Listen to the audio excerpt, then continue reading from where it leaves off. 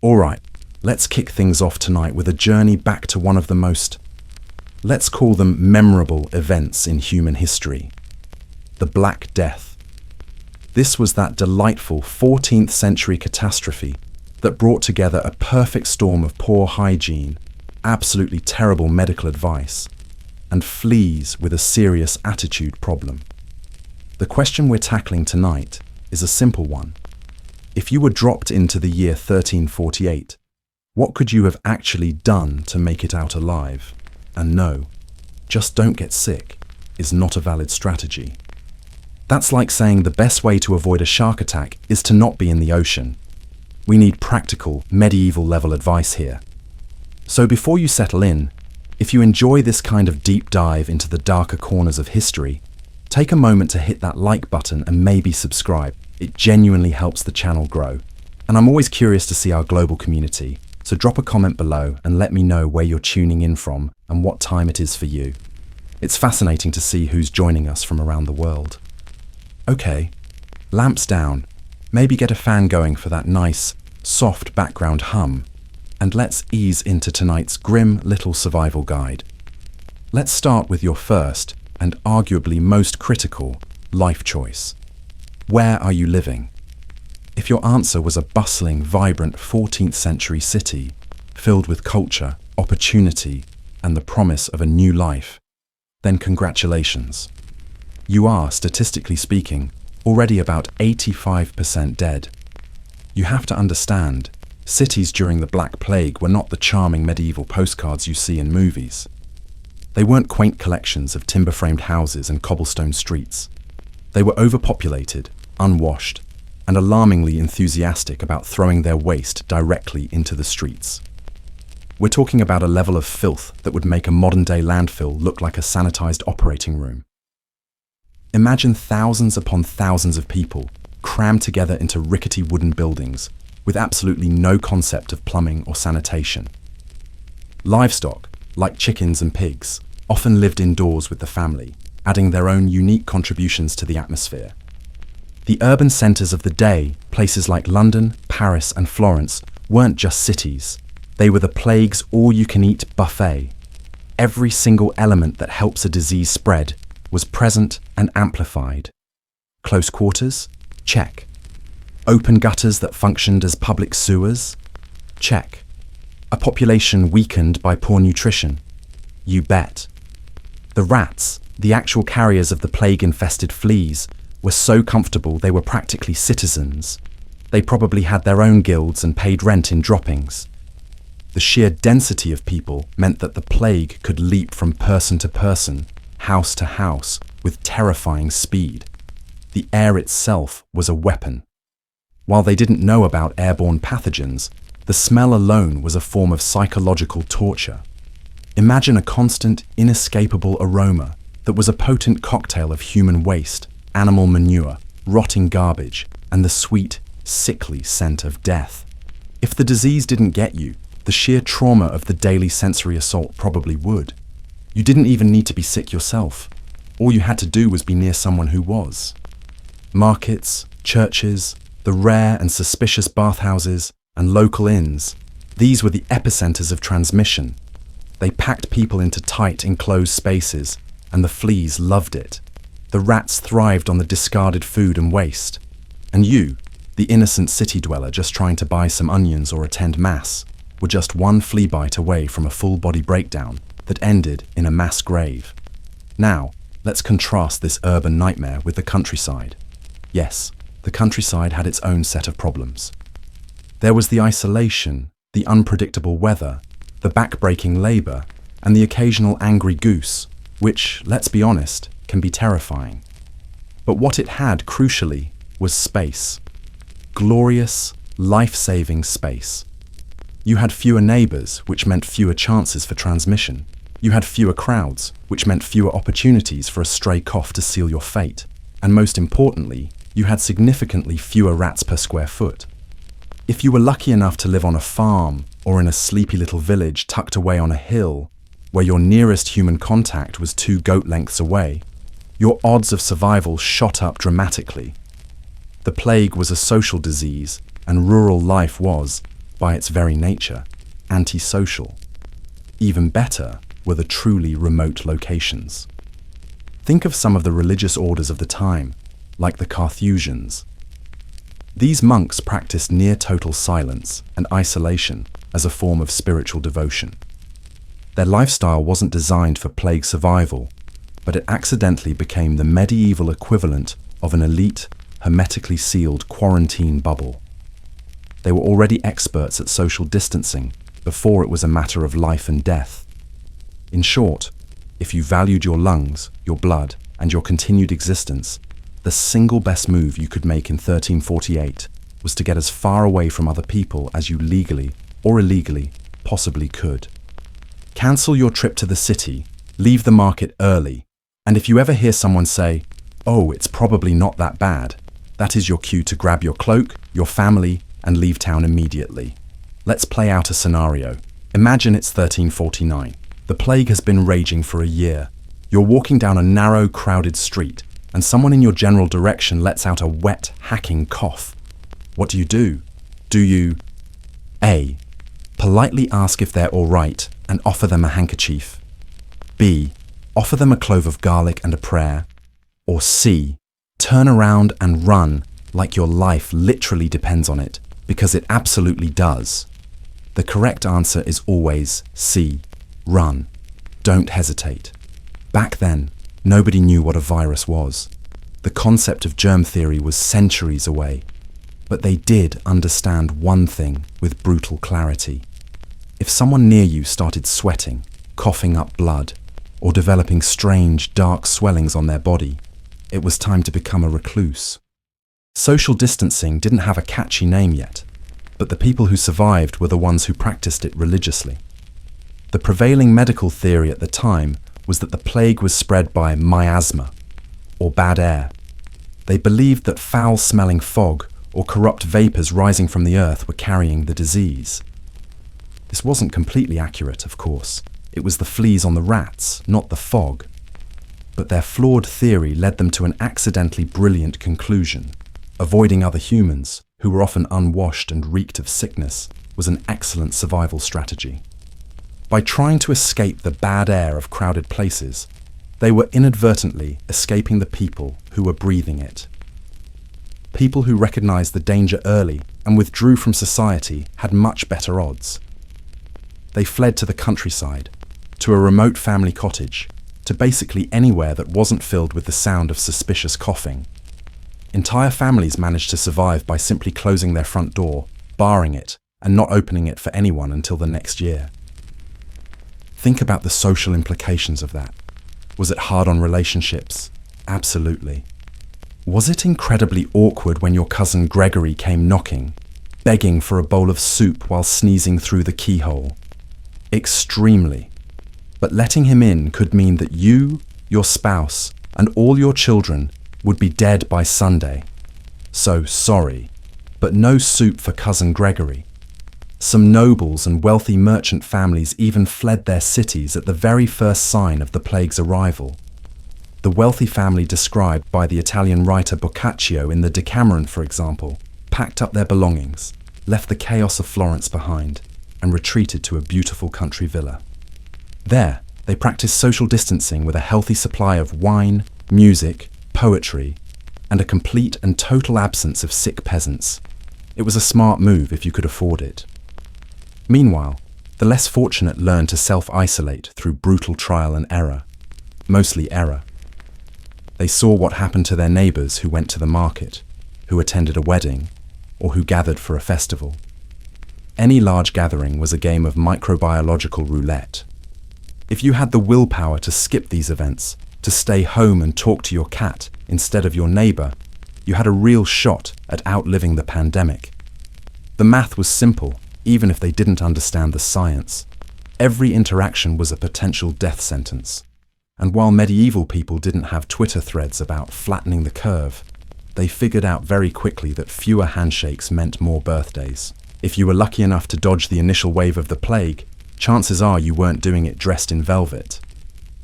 Let's talk about fashion, because in 1348, your wardrobe could literally get you killed.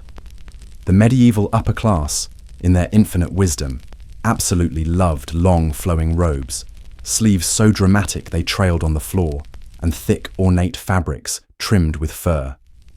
Their outfits screamed, "I have an immense amount of money, and I definitely don't plan on fleeing from anything quickly." But to a flea, this wasn't a status symbol. It was prime real estate. Think of a luxurious velvet cloak as a 5-star, all-inclusive resort for parasites. The thick, dark fabric provided warmth, protection from the elements, and countless nooks and crannies to hide and lay eggs. The fur trim, that was the VIP lounge. The plague, carried by these fleas, wasn't picky. It didn't care if you were rich or poor. If you had fabric and warm blood, you were a potential host. But the richer you were, the more layers of expensive, hard-to-clean fabric you wore, and the more welcoming you made your body for a small army of plague-carrying pests. In this sense, your high fashion sense could function like a mobile hotel chain for microscopic assassins. Your wealth, meant to protect you, was actively working against you. So what kind of fashion did work? Simplicity. The people who unknowingly dressed for survival were the ones wearing shorter tunics, less voluminous fabric, and tighter sleeves. They wore practical, functional clothing, made not for showing off at court, but for, well, working. And the real MVP of medieval fabrics was linen. It's a smoother, less porous material than wool or velvet, making it a far less hospitable environment for fleas. They just couldn't get a good grip.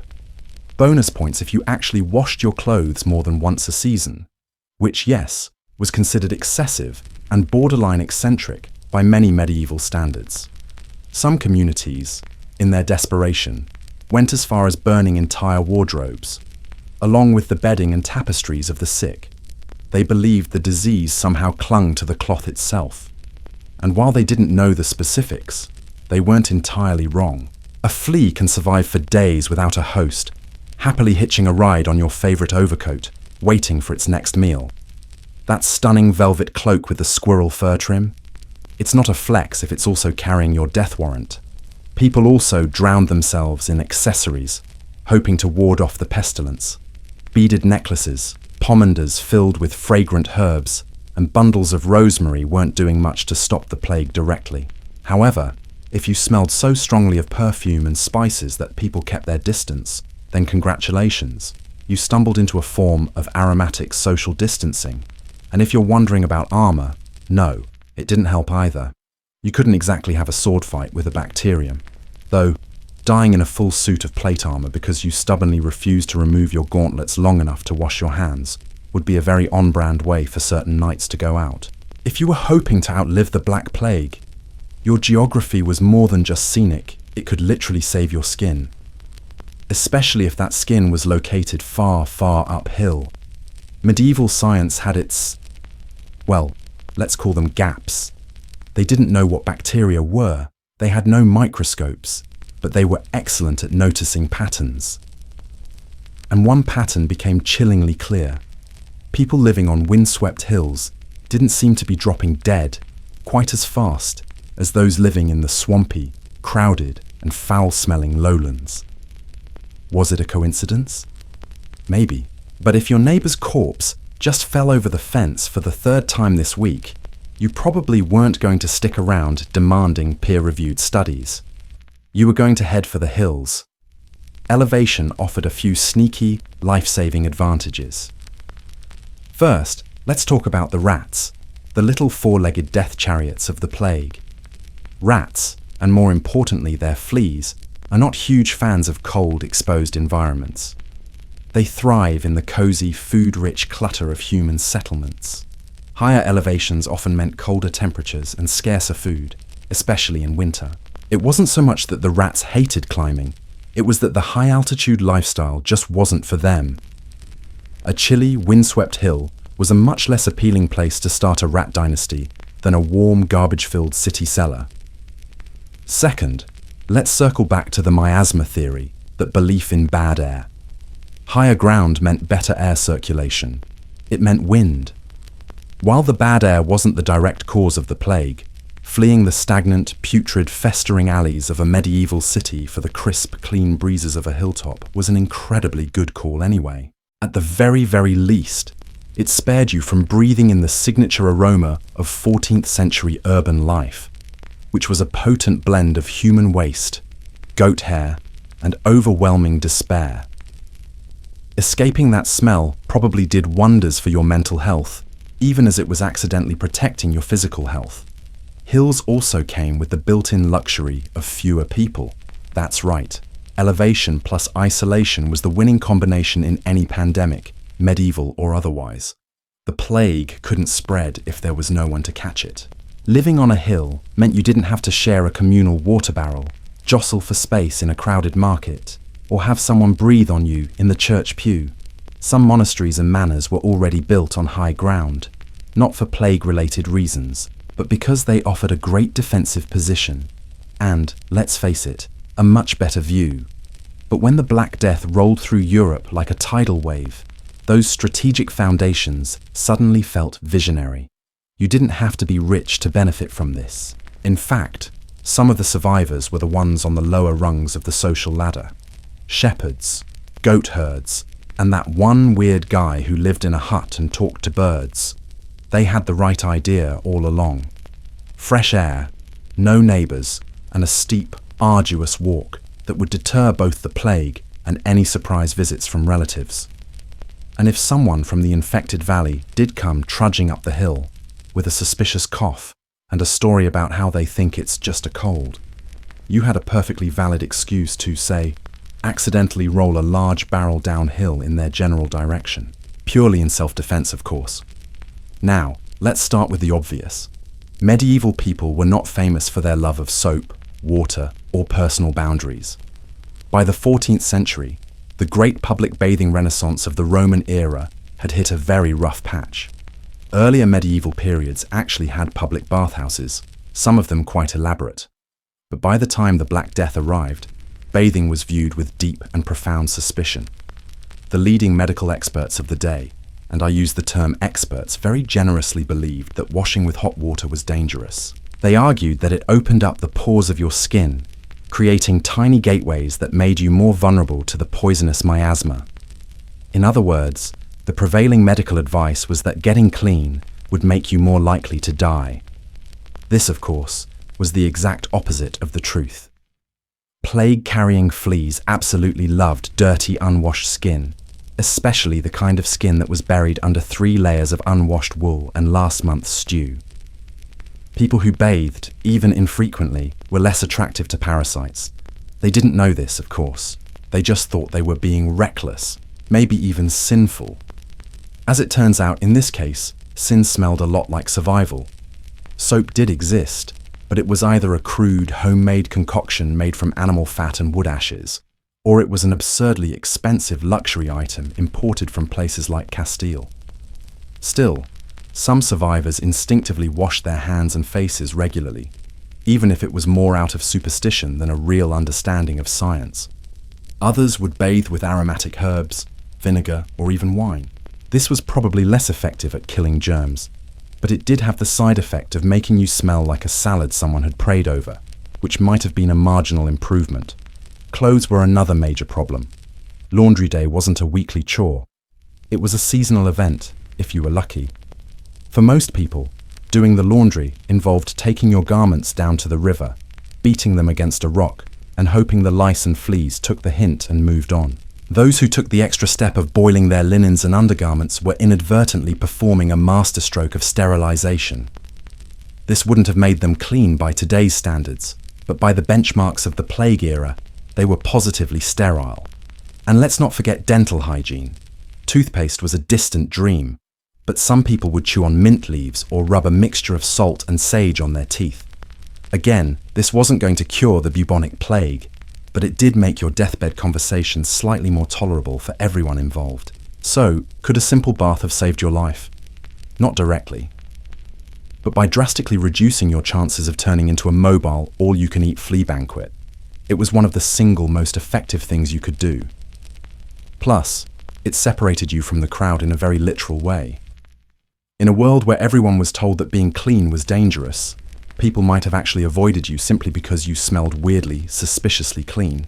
Medieval doctors, men of immense confidence, questionable hygiene, and theories so wrong they were almost impressive.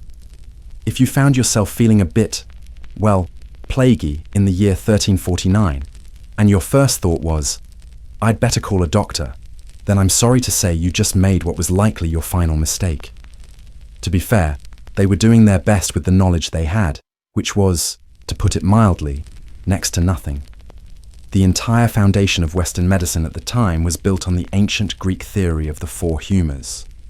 The idea was that the human body contained four essential fluids: blood, phlegm, yellow bile, and black bile. Each humour was linked to an element: air, water, fire, earth, and a temperament: sanguine, phlegmatic, choleric, melancholic. A healthy person was someone whose humours were in perfect balance. Sickness, therefore, was simply a matter of having too much or too little of one of these fluids. So, when you, the patient, showed up coughing blood, sweating with a raging fever, and sporting a few golf ball-sized swellings in your armpits, the doctor's diagnosis was simple. Your humours were out of whack. The solution? Drain something, usually blood, and occasionally your dignity. The most common treatment for nearly every ailment, from a headache to the Black Death, was bloodletting. The doctor would either take a sharp knife called a lancet and slice open a vein, letting your excess blood drain into a bowl, or they would cover you in leeches until you looked like a deflated, writhing wineskin. The tragic irony, of course, is that they were taking a person already weakened by a deadly infection and then deliberately weakening them further by draining the very fluid their body needed to fight it. If bloodletting didn't work, they moved on to other, equally grim treatments. They might try to lance the buboes, the painful, swollen lymph nodes that gave the bubonic plague its name. The idea was to release the poison trapped inside. This was not only excruciatingly painful, but also incredibly dangerous, as it released a flood of highly infectious pus into the environment. Other popular prescriptions included rubbing onions or a chopped-up snake on the sores, drinking potions made of vinegar and crushed emeralds, if you were rich, or, for the less fortunate, carrying a dead toad in a bag around your neck. Some doctors advised patients to sit in smoke-filled rooms, or even in sewers, believing that one bad smell would drive out the other. If it sounded stupid, painful, or highly flammable, it was probably prescribed by a 14th century physician. And then there were the plague doctors, the ones who gave us that iconic, terrifying bird-beaked mask. This outfit wasn't a fashion statement. It was their primitive and ultimately useless version of personal protective equipment. The full costume consisted of a long, wax-coated overcoat, the idea being that the wax would repel the miasma, leather gloves, and that famous mask. The long beak was stuffed with a potent mix of flowers, herbs, and spices, things like lavender, mint, camphor, and cloves. They believed these powerful, pleasant smells would filter the bad air and protect them from infection. They also carried a long wooden stick, which they used for a few purposes: to examine patients from a safe distance, to nudge bodies to see if they were still alive, and occasionally to fend off desperate, grieving family members. The sight of a plague doctor arriving in a village must have been a moment of both terror and faint hope. They were a symbol that the sickness was real, that it was in your town, but they also represented the only form of official medical help available. Unfortunately, their treatments were no better than anyone else's. They were merchants of false hope, walking around in a cloud of potpourri while the world fell apart around them. Ironically, the people who often fared the best were the ones who avoided this kind of medical attention altogether. Herbalists, village midwives, and wise women who stuck to common sense care like clean bandages, rest, and perhaps a calming herbal tea were far less likely to accidentally kill their patients.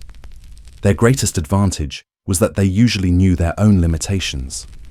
So, in the midst of the Black Death, when cities were turning into open-air morgues and doctors were prescribing onions for everything short of decapitation, one group was quietly outperforming almost everyone else in the survival game.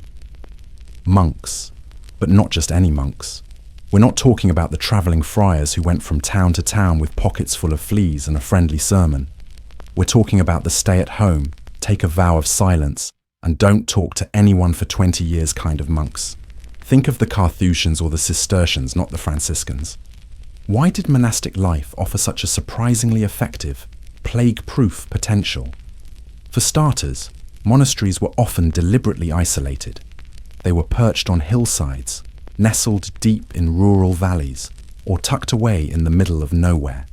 They were designed for prayer, quiet contemplation, and reflection, not for foot traffic, festivals, or overcrowded inns with that one guy who keeps coughing into the soup.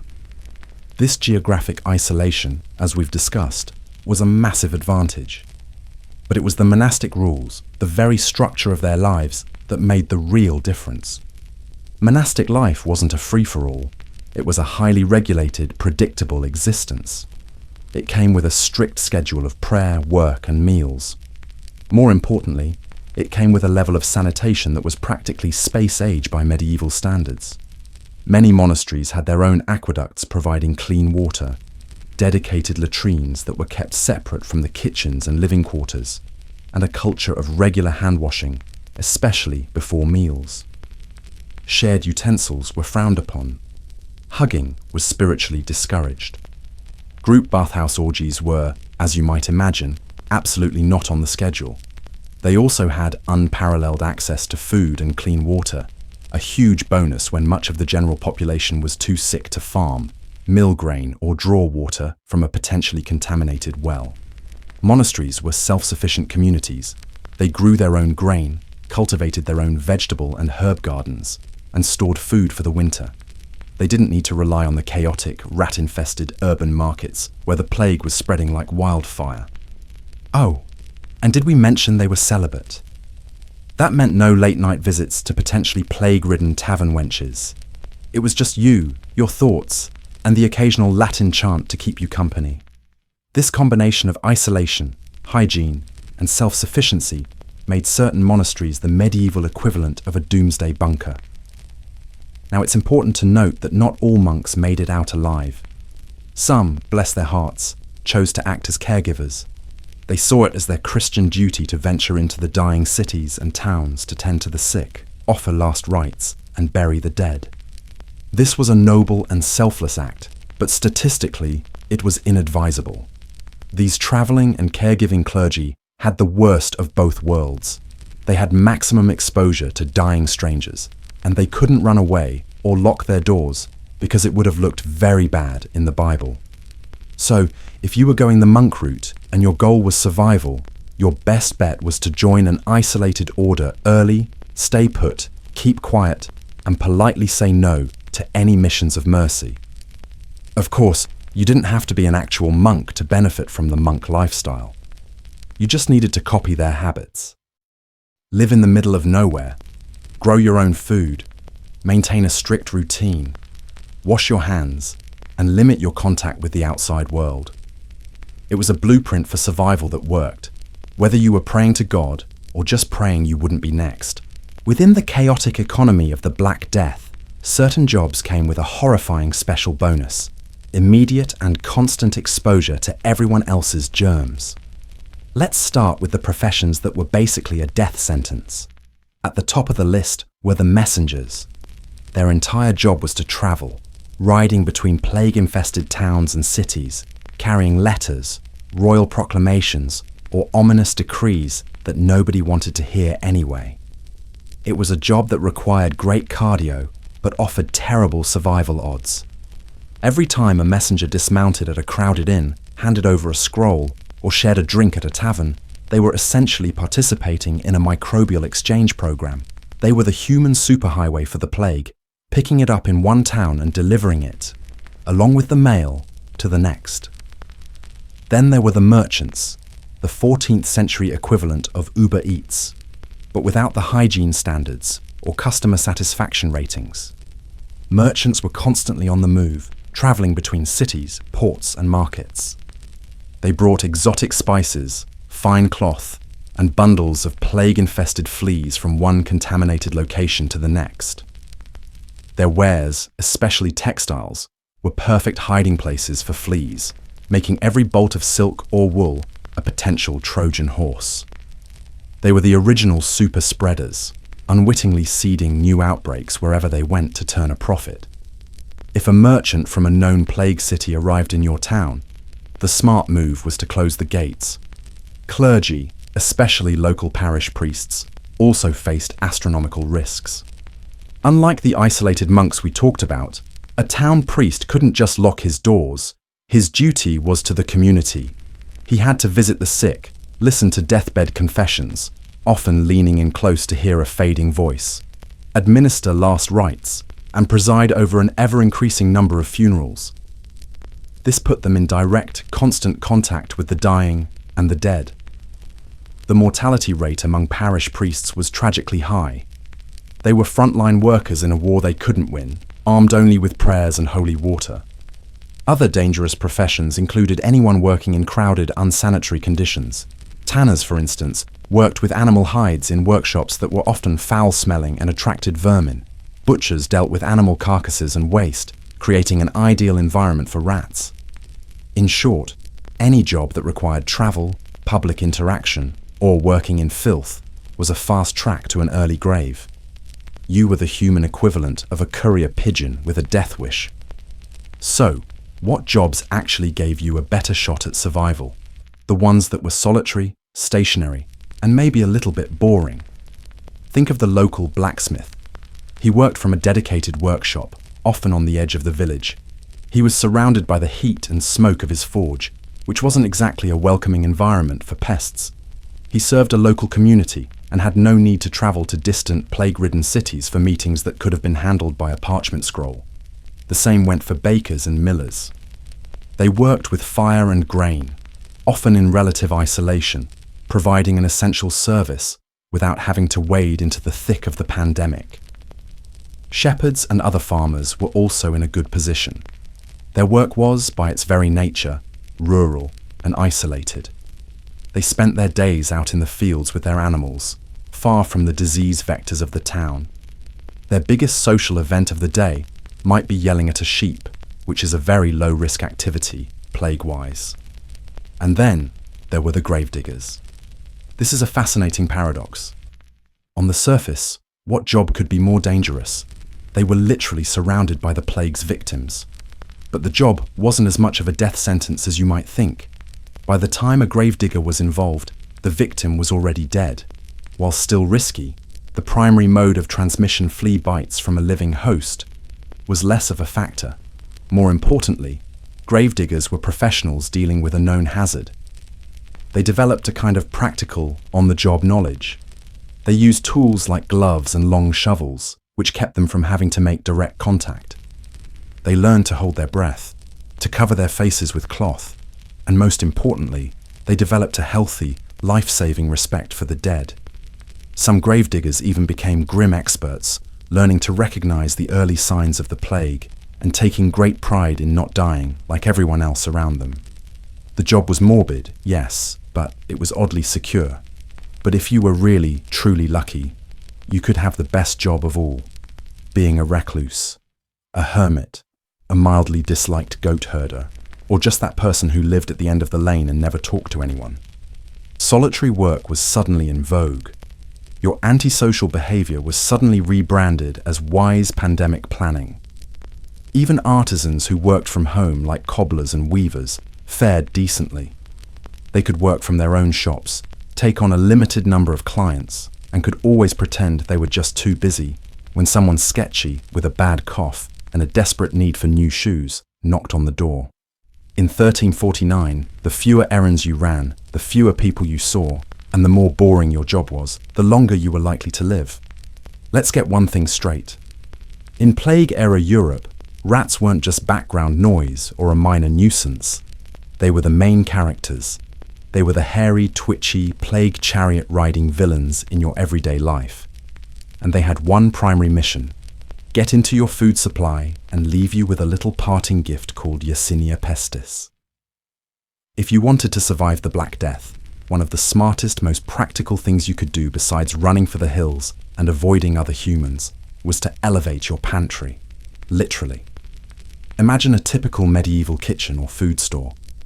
Grain was often kept in sacks on the dirt or stone floor. Baskets of bread, vegetables, or dried meat were left under the bed or in a corner. To a rat, this wasn't a pantry. It was an invitation. It was a rave waiting to happen. It was a 5-star, all-you-can-eat buffet with no cover charge. And rats, as we know, were not picky eaters. Neither were their fleas. The moment a family of rodents set up shop in your pantry, your odds of living past Lent dropped faster than your grain reserves. Now, some medieval households eventually wised up. It was a slow and brutal learning curve, but they started to notice the connection between rats, food, and sickness. They began to wage a quiet war on the rodents that shared their homes. They started storing food on high wooden shelves that were harder for rats to climb. They kept flour and grain in heavy ceramic jars with tight-fitting lids. One of the most ingenious solutions was the suspended storage box, a sort of weird rectangular piñata hanging from the ceiling beams by a rope, a feat of engineering that no rat could overcome. These weren't fancy interior design choices. They were desperate, life-or-death attempts to keep the plague, with its furry tail and twitching nose, at arm's length. And then there were the cats, the underappreciated and often maligned MVPs of medieval rodent control. A good mouser was worth its weight in gold during the plague. The more felines you had prowling your kitchen, your barn, and your granary, the better your chances were. A cat didn't just kill rats. Its mere presence was a deterrent. Unfortunately, in some parts of Europe, cats, especially black ones, were viewed with suspicion. They were accused of being witches' familiars, demonic creatures that were agents of the devil. In a tragic and deeply ironic twist, some communities experiencing the plague actually staged mass killings of cats, believing they were purging the evil that caused the sickness. In doing so, they executed their single most effective line of defense and essentially rolled out the red carpet for the rat population to explode. It's hard to survive a pandemic when you've just killed your own pest control task force. Finally, let's talk about your trash. The common practice of simply throwing food scraps and other waste out the window wasn't just rude. It was a dinner bell for every rat in a 5-block radius. The same went for leaving compost heaps or garbage piles right next to your house. You might as well have put up a sign that said, "Rodent Airbnb, vacancies available." Smart survivors learned to manage their waste. They moved their garbage far from their living quarters, preferably into someone else's yard, let's be honest. It's worth noting again that the rats didn't technically cause the plague themselves. Their fleas did. But the fleas don't travel long distances on their own. They need a vehicle. By rat-proofing your food and managing your waste, you weren't just making your home cleaner. You were taking away the rat's reason for being there in the first place. No rats, no fleas, no plague. It was a simple equation that took far too many deaths for people to finally figure out. When a disaster of this magnitude strikes, a disaster that is invisible, unstoppable, and utterly terrifying, people tend to respond in one of two ways.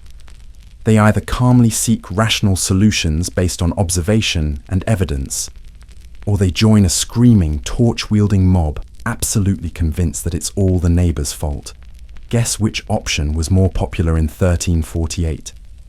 The Black Death didn't just kill bodies, it shattered minds. It broke the very fabric of society.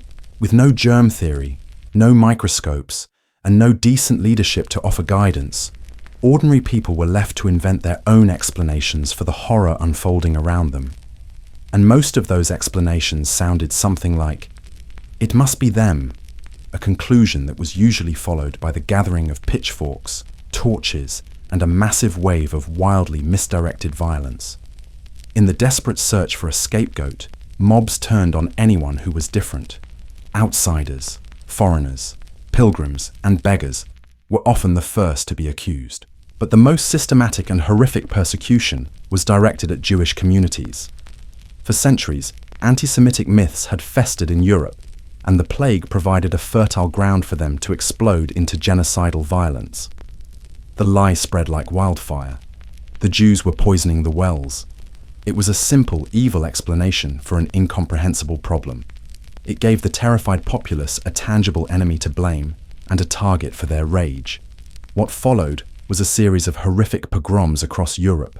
In cities like Strasbourg, Mainz, and Cologne, entire Jewish communities were rounded up and murdered.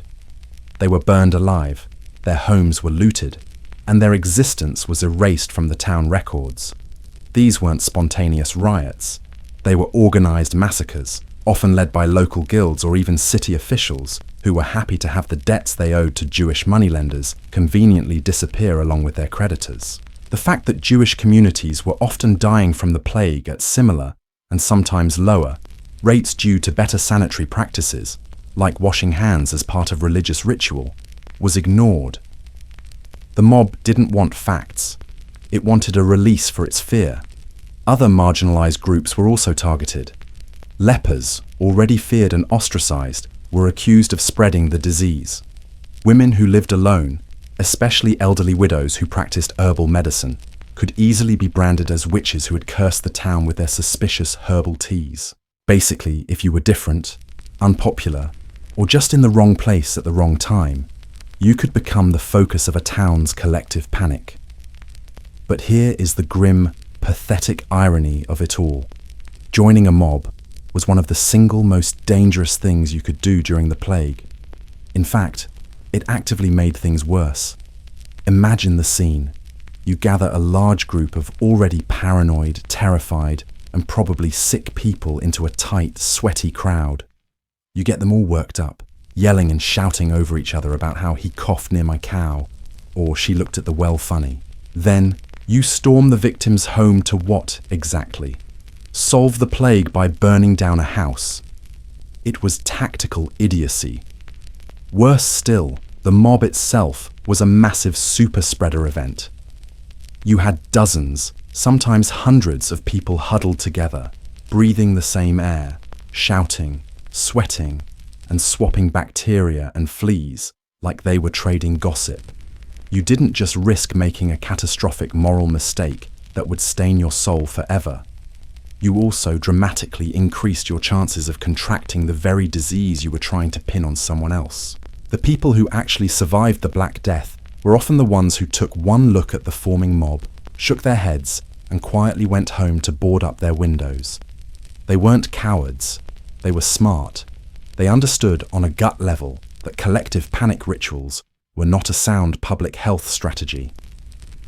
While the mob was busy dragging an astrologer out of his home for reading the stars too confidently, the survivors were boiling their water, checking their food stores, and quietly not dying. There's a profound lesson here. Panic spreads faster than pestilence, and angry crowds are rarely, if ever, wise problem solvers. Unless you enjoy the smell of smoke, moral failure, and a guaranteed exposure to infectious cough droplets, your best bet was to not grab that torch. Because in a pandemic, the only thing more contagious than the disease is ignorance at scale. Now, let's talk about garlic. Nature's breath mint, a staple of every good spaghetti sauce, and, in the 14th century, a desperate, all-purpose body spray of choice. When the plague arrived, people didn't have vaccines, antibiotics, or even a firm grasp on what a germ was. What they did have was garlic, and they used it for everything. They ate it raw, by the clove. They hung braids of it over their doors and windows. They wore it around their necks like pungent, aromatic necklaces of defiance. Was any of this scientifically effective at stopping the bubonic plague? Let's be honest, not really. But in a world where your other options included bathing in vinegar, drinking molten gold, or letting someone drill a hole in your skull to release the bad air, garlic was a relatively reasonable and harmless choice. So why garlic? For one, it smelled strong. And that was a huge deal. Remember the miasma theory? The leading idea was that disease was spread by bad air. So, if you could overpower the smell of rotting corpses and human waste with something as aggressively herbal as garlic, people figured you were on the right path to health. You were creating a protective bubble of scent around yourself. In a way, garlic was the Axe body spray of 1348. Just douse yourself in it and hope for the best. But here's the interesting twist. While medieval folks didn't know why they were doing what they were doing, they may have accidentally stumbled upon a tiny kernel of truth. Modern science confirms that garlic has mild antibacterial and insect repellent properties.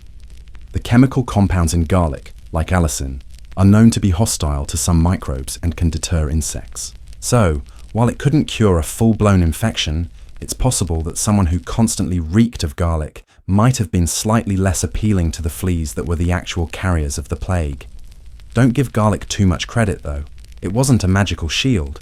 You couldn't just rub a clove on your forehead and then confidently walk through a corpse pile unscathed. The real, and perhaps most effective benefit of a garlic-heavy strategy was social.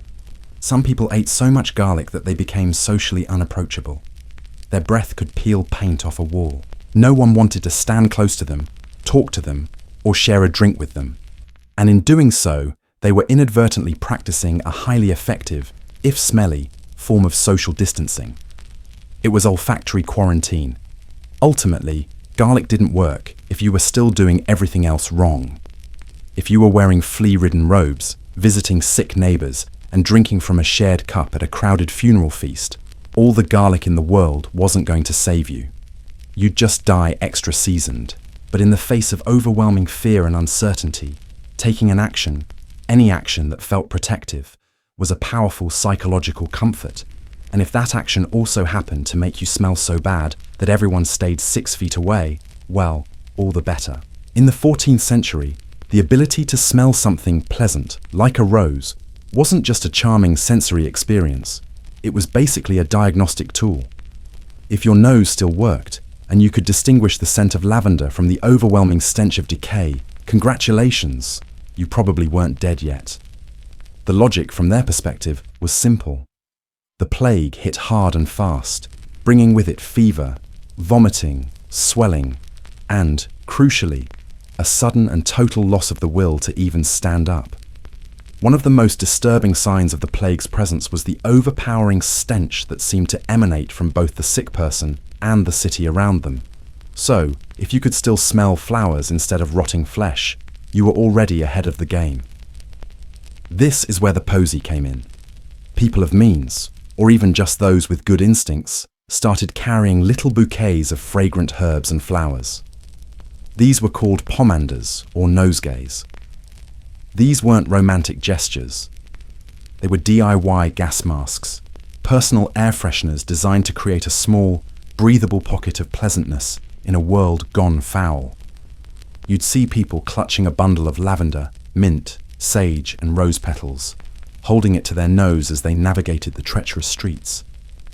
They would carry one in hand, stuff a sachet of herbs in their sleeve, or in moments of sheer desperation, just glue it to their face like a Renaissance party favor. Was this effective? Technically, no. Smelling roses cannot stop a bacterial infection. But symbolically and psychologically, it worked wonders. Walking around with a floral sachet made you look like you were actively doing something, which, during the plague, put you ahead of roughly half the population who were simply waiting to die. The reasoning, once again, was tied directly to that pesky miasma theory. The idea was that foul smells carried disease. So, naturally, if you could overpower the stench of death with the scent of roses, you were effectively cleansing the air before you breathed it in. It was a desperate, fragrant form of self-defense. In practice, what you were really doing was giving yourself something to focus on that wasn't the horror show unfolding in your peripheral vision. It was a small act of control in a world that was completely out of control. Plus, there was a strong correlation between the flower sniffers and the survivors. People who could afford to carry fresh flowers and herbs were often the same people who had the means to isolate themselves, wash occasionally, and avoid the worst hit, most squalid areas of the city. So, it wasn't the roses themselves that were saving them. It was the privileged lifestyle that came with them. Rose sniffers tended to avoid cesspits, steer clear of crowded street feasts, and generally had the resources to make smarter choices. People also brought this practice into their homes, burning incense, simmering pots of herbs on the coals, and scattering flowers on the floor. This wasn't because they were early adopters of aromatherapy, but because living with 10 other people in a one-room hut that smelled like despair needed some kind of vibe adjustment. And frankly, any small thing that kept your spirits up and gave you the will to keep fighting may have been just enough to save your life. Let's face it, the plague wasn't just a test of your immune system. It was a test of your social calendar. In a time when any human contact was roughly as safe as licking a dagger, friendship became a deadly inconvenience. Every hug, every handshake, every shared mug of ale was a high-stakes game of bacterial roulette. And the people with the best odds were often the ones who politely declined all invitations. Forever. The great unspoken truth of the Black Death is that medieval survivors were often those who lived quiet, uneventful, and frankly, boring lives. They didn't survive because they were insightful virologists. They survived because they just didn't like people that much to begin with. In short, the introverts thrived. That one neighbor who always said, "Oh, I'll try to come by later," and then never, ever did. Probably alive. The grumpy couple down the lane who skipped every market fair, wedding feast, and Saints' Day party. Also probably alive. The weird guy at the edge of the village who muttered to his chickens and lived in a shed. Definitely weird, but also very likely alive. The more friends you had, the more social obligations you had, and therefore the more chances the plague had to hitch a ride into your home. Even the kindest gestures were fraught with danger. Offering a loaf of bread to a sick neighbor, a risky but noble act. Visiting your favorite aunt to check in on her cough, potentially deadly. Joining a group prayer circle to ask for deliverance, holy but also highly contagious. Many of the people who made it through limited their human contact to just a few immediate family members, and even that came with a new set of paranoid rules. You ate at separate ends of the table. You flinched at every suspicious cough. If necessary, you built 2 separate houses and just shouted at each other between the windows. If someone sneezed, that was the medieval equivalent of being unfriended, blocked, and reported for life. It wasn't personal, it was survival math. Here's the part that no one likes to admit. Sometimes, surviving the Black Death came down to nothing more than dumb luck. You could do everything right. You could wash occasionally, avoid festivals, live on a hill, and not lick strangers. But even if you were the perfect medieval survivalist, a single flea with an attitude could hop off a passing rat, land on your ankle, and ruin your whole life. That said, your odds really improved if you also happened to be extremely boring. Because excitement in the 14th century almost always involved people, movement, noise, and a series of very bad decisions. It was the extroverts, the wanderers, the "I'm just popping into town for a bit" crowd who tended to get invited to a lot of funerals, not realizing the next one would be their own. The survivors were the ones who leaned into monotony. The plague didn't care how charismatic you were. It didn't care about your political ambitions, your side hustle selling artisanal goat cheese, or your dream of opening a tavern in Bruges. It only cared if you were within biting range. So, the guy who spent his days tending his beets and muttering about the weather wasn't immune, but he was practically invisible to danger. There were also genetic flukes at play. Modern scientists now believe that some people carried a specific genetic mutation, known as CCR5 delta 32, that made them more resistant to certain infections and may have offered some protection against the plague's effects. These people didn't know they were genetically blessed, of course. They just looked around at their dying friends and neighbors and thought, weird that I'm not bleeding from my armpits like everyone else. So yes, if you were a genetically fortunate, mildly antisocial, and boring introvert who was fond of boiled water and unreasonably attached to your cat, congratulations. You were the medieval elite. You had the winning ticket. But the moment you got creative, tried a new city, invited friends over for a plague party, joined a flagellant parade, or drank from that mysterious shared chalice at the market, the odds turned against you. Boring meant routine. Routine meant fewer surprises. And fewer surprises meant fewer unexplained rashes and a much lower chance of spontaneous organ failure. If you made it through the coughing, the bleeding, the rotting streets, and the awkwardly aggressive garlic breath, then congratulations. You have officially entered the elite territory of the plague survivor. But now, as the world around you slowly and cautiously begins to rebuild, you face your final and perhaps most important task. You have to make sure someone knows you are here. Because surviving the Black Death wasn't just about avoiding death. It was about being remembered for it. Enter the scribes, the monks, the diary keepers, and the slightly traumatized villagers who had a good memory and, crucially, access to expensive parchment. These were the real MVPs of the post-plague world. Not only did they manage to outlive almost everyone they knew, but they also had the energy and the foresight to write about it. These were the people who turned a global catastrophe into a historical record. Think of someone like Giovanni Boccaccio, the Italian writer who gave us the Decameron. This book is one of the most famous literary works from the period, and its entire premise is built around plague survival.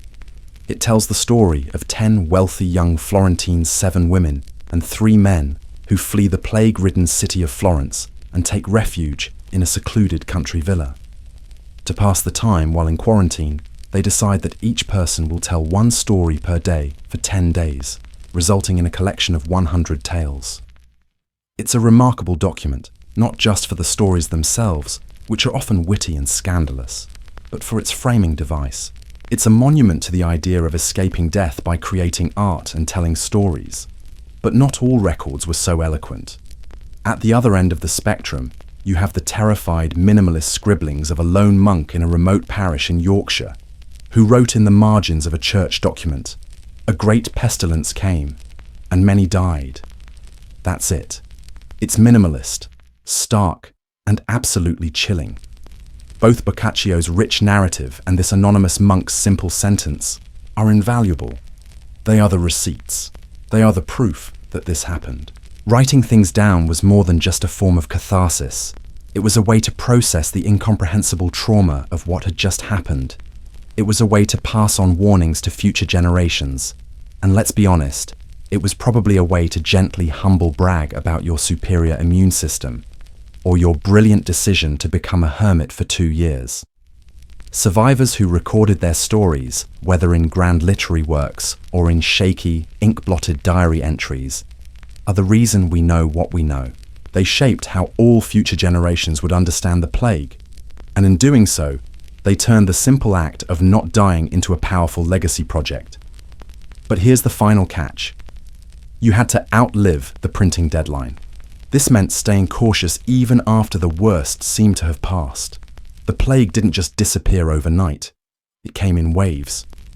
Many people let their guard down far too soon. They celebrated the end of the sickness. They reunited with long-lost friends.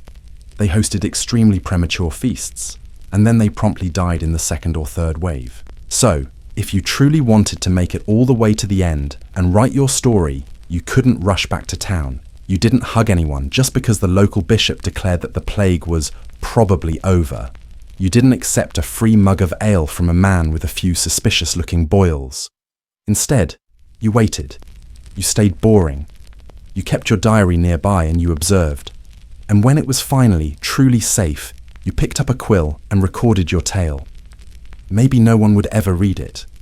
Maybe it would moulder away in a dusty chest for centuries. But maybe, just maybe, some future historian would stumble across it and say, this one knew what they were doing. Because surviving a pandemic is impressive, but surviving it with receipts, that's eternal. While the survivors of the Black Death were busy recording a physical apocalypse, humanity was already deep in the middle of another, much longer and more confusing struggle, the fight to understand the human mind itself. Long before psychiatry had a name, mental illness wasn't seen as a medical condition. It was a divine message, a spiritual failing, or, most terrifyingly, a curse. Let's go back to ancient Mesopotamia.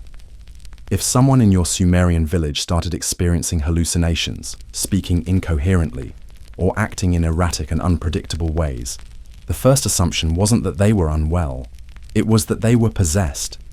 The Sumerians, and later the Assyrians and Babylonians, believed that evil spirits, demons, or angry gods could enter a human body and take control. A disturbed mind meant that a demon had laid claim to the soul. This wasn't some fringe belief. It was the mainstream diagnostic model. The earliest recorded treatments, found on cuneiform clay tablets from Assyria, were not based on logic or science. They were a combination of ritual, prayer, and magic. These tablets describe detailed, complex incantations designed to drive out the spiritual invader. Exorcists were far more trusted than doctors. They would perform elaborate ceremonies involving chanting, sacrifices, and the use of amulets to make the body as inhospitable as possible for the possessing entity. In ancient Egypt, things weren't much different. The Ebers Papyrus, one of the oldest and most important medical documents in existence, records both physiological and spiritual explanations for strange behaviors. If you wept without cause, forgot your own name, or withdrew from others, you might have been cursed by a god. Or, in one of the more creative and deeply misogynistic theories, if you were a woman, you might be suffering from a wandering womb. The idea that the uterus could detach itself and travel around the body, causing emotional distress and erratic behavior wherever it went. Their treatments were a mix of the practical and the magical, aromatherapy, ritual purification, and direct appeals to the gods for intervention. Interestingly, they believed that the heart, not the brain, was the seat of all thought and emotion. But it was the ancient Greeks who really took things to another level. In their epic poems like those of Homer, madness is often presented as the direct work of the gods. When the hero Ajax slaughters a flock of sheep, believing them to be his enemies, it's because the goddess Athena has driven him mad. The concept of divine madness became so embedded in Greek culture that it was sometimes seen not as a curse, but as a form of inspiration. The philosopher Plato even argued that some forms of madness were gifts from the gods, leading to prophecy, artistic genius, or poetic insight. Poets weren't mad. They were chosen. They were vessels for a divine message. Yet it wasn't all spiritual.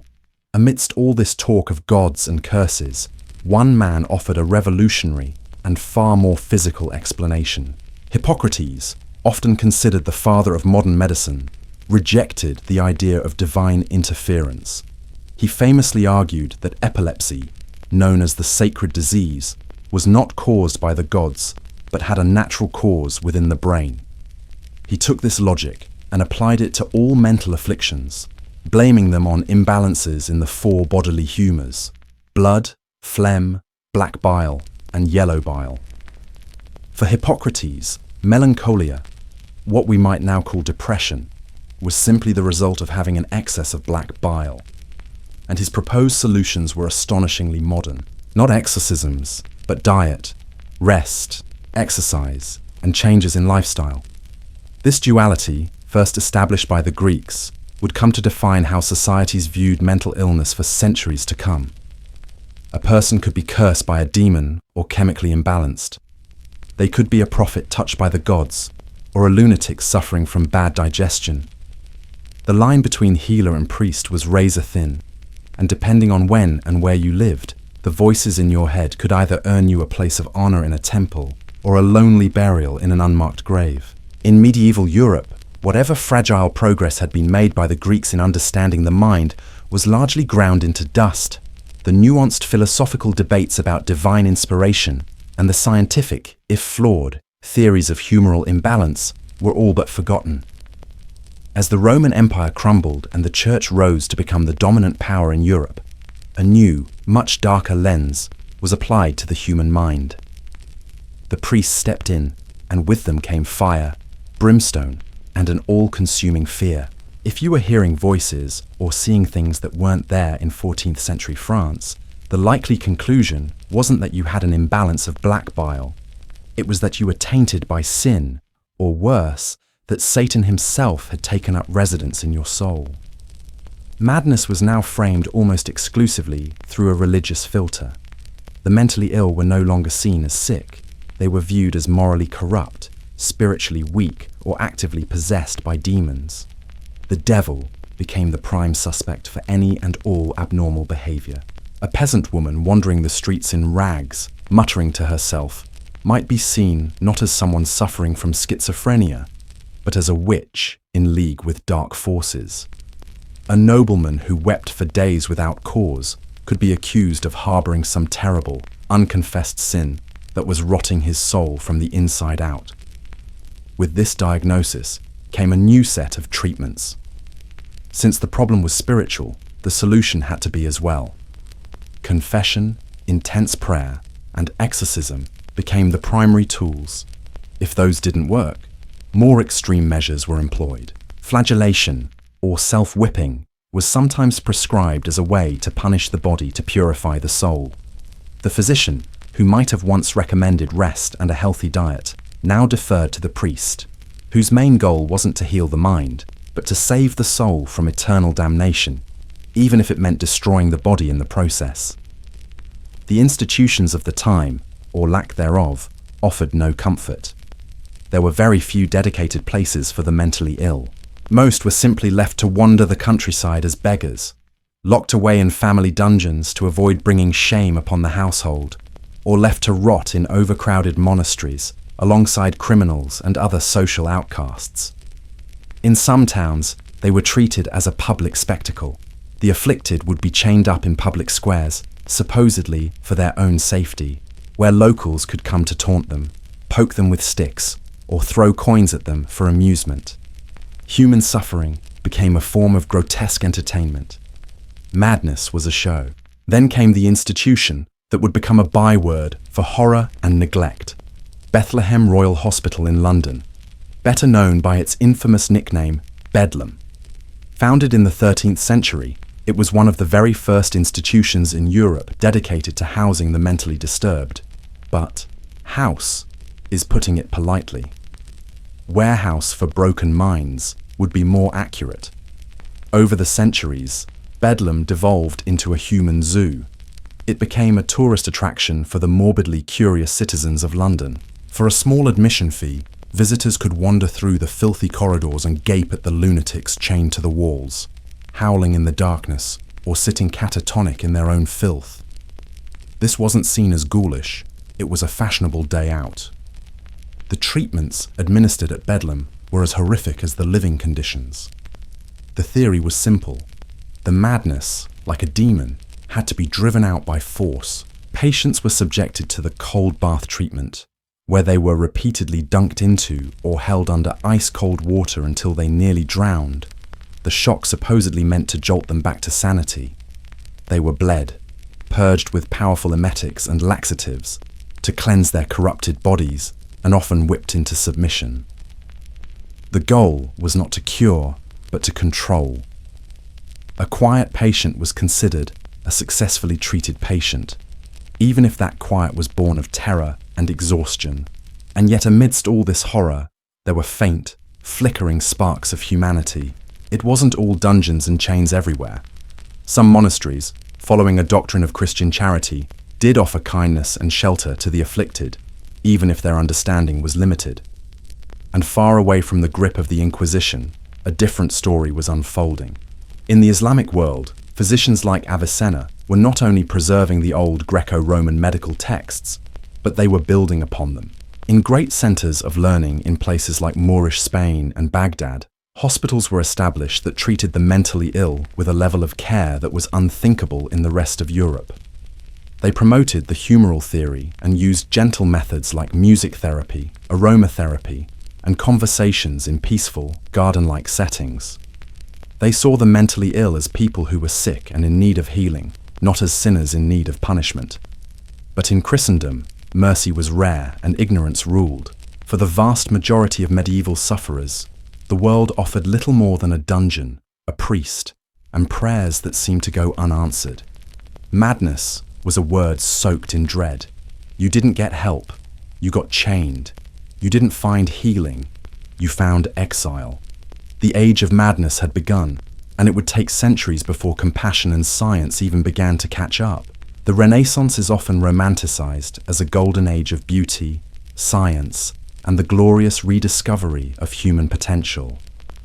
It was a time of Michelangelo, Leonardo da Vinci, and Shakespeare. But for those suffering from mental illness, this shift from the medieval to the modern was far more complicated than hopeful. As classical knowledge from ancient Greece and Rome resurfaced, so too did the older medical ideas, especially those of Hippocrates and Galen. For a moment, the Church's iron grip on the definition of madness loosened slightly, and mental illness was allowed to have a body again, not just a tormented soul. Physicians, emboldened by a renewed interest in anatomy and the natural world, began to reframe mental conditions through a physical lens rather than a purely sinful one. The old terms came back into use: melancholia, hysteria, mania. These weren't signs of demonic possession anymore. They were the result of an imbalance in the body's humors, a faulty organ, or perhaps even the influence of the cosmos.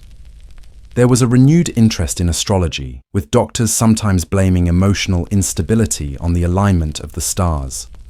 If you had a moody, melancholic temperament, maybe Saturn was in the wrong house.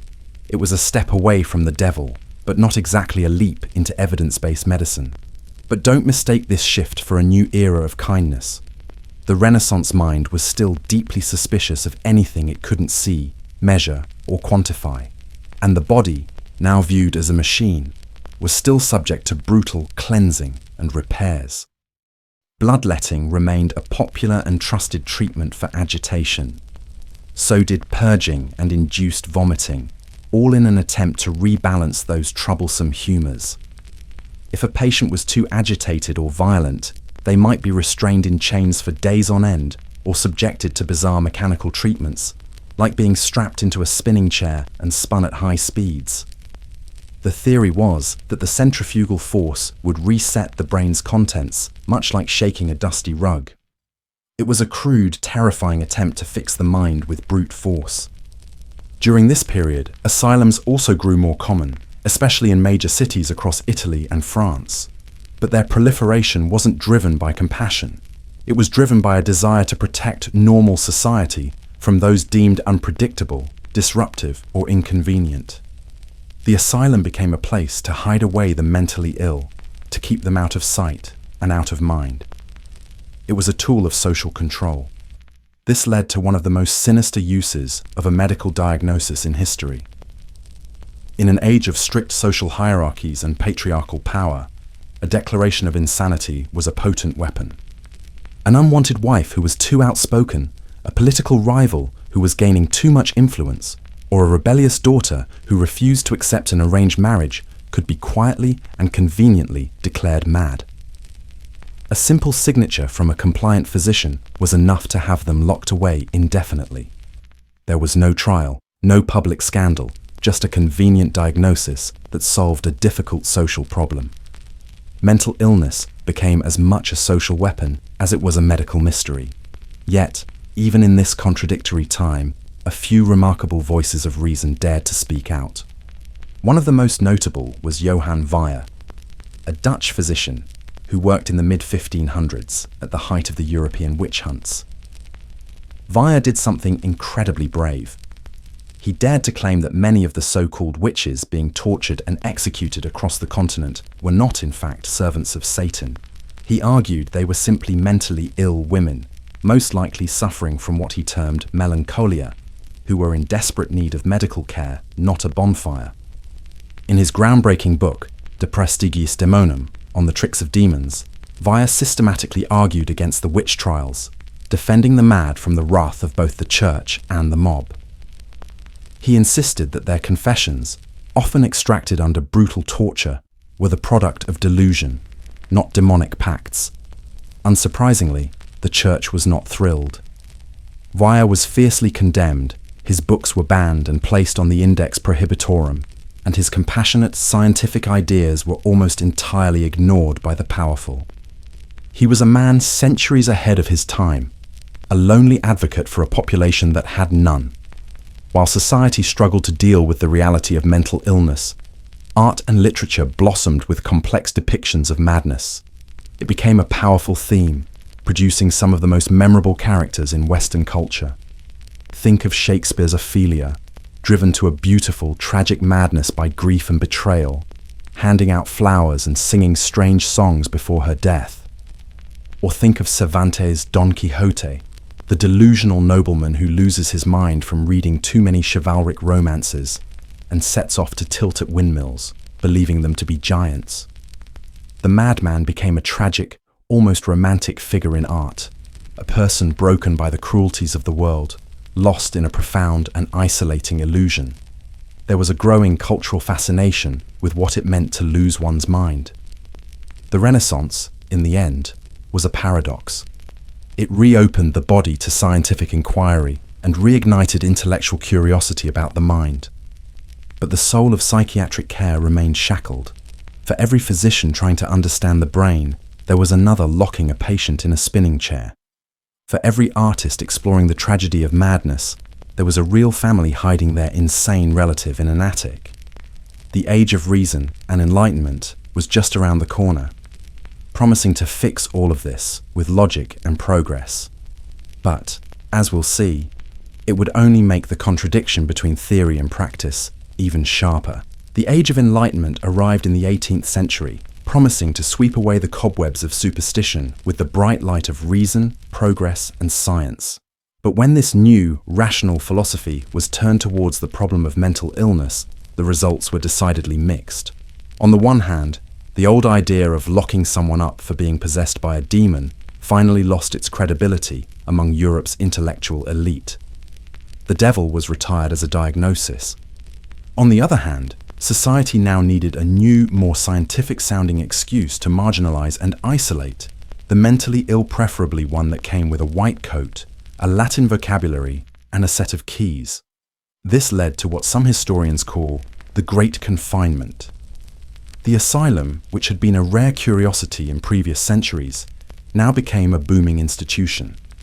In major cities like London, Paris, and Vienna, grand, imposing buildings were constructed, often far from the city centres, where the insane could be hidden away from polite society. These places weren't hospitals in the modern sense. They were warehouses. They were overflowing, chronically understaffed, and often reeked of filth and neglect. They were designed less for treatment and more for containment. The mentally ill, along with the poor, the idle, and other social undesirables, were simply removed from public life, like broken furniture being cleared out of a showroom floor. Ironically, this was framed as a form of progress. By taking the mad out of the public squares where they had been chained and taunted in the medieval era, society was seen as becoming more orderly and civilized. The reality was that the cruelty just moved indoors, hidden from view behind high walls and barred windows. The new buzzword of the era was moral treatment. This philosophy reached its most famous expression in 1793, when the French physician Philippe Pinel famously ordered the chains to be removed from the female inmates at the Salpêtrière Asylum in Paris. The event was immortalized in paintings and hailed as a revolutionary moment, a triumph of humanity over barbarism. And while it was a powerful symbolic gesture, the reality was less idealistic. A patient might be unshackled from a wall, but they were still locked in a cell. Freedom was not on the agenda. The theory behind moral treatment was that mental illness stemmed not from demons or imbalanced humors, but from a breakdown of reason and personal morality. It was thought to be the result of bad habits, laziness, a weak will, or moral failings. Therefore, the cure was to reinstill discipline, order, and a sense of routine. Think of it as a psychological boot camp with locked doors. Inmates were taught to follow a strict daily schedule, attend chapel, perform manual labor, make their beds, and always smile politely at the authorities. Compliance was considered recovery. Any outburst, any questioning of the rules, was seen as a relapse into madness. The treatment was often a series of long, condescending lectures about proper behavior, delivered by a stern-faced doctor who held a stick and all the power. There were, however, exceptions to this cold, disciplinary model. In England, the York Retreat emerged as a genuinely gentler alternative. Founded and run by Quakers, the retreat was built on a radical philosophy of kindness, dignity, and respect. It emphasized quiet, calm, and communion with the natural world. Patients were not inmates, they were treated as guests. They were encouraged to walk in the gardens, engage in meaningful work, and were spoken to with compassion. This humane model, which recognized the humanity of the patient, would go on to influence reformers in other countries, but for a long time, it remained the exception, not the rule. The real shift during the Enlightenment came in the form of paperwork. For the first time, doctors in these new, large-scale asylums began the systematic practice of keeping detailed case notes. They started charting symptoms, documenting patient behaviors, and recording the supposed outcomes of their various treatments. Psychiatry was inching its way toward becoming a formal science, even if it still relied heavily on guesswork, anecdote, and the personal biases of the physician. This brings us to the great paradox of the Enlightenment. It succeeded in making mental illness a subject of secular, scientific study instead of religious shame. But the cost of that transition was often a cold, clinical sterility. In its rush to rationalize everything, society reduced the mentally ill to specimens to be observed, catalogued, controlled, and fixed. They were less demonic, yes, but in many ways, they were also rendered less human.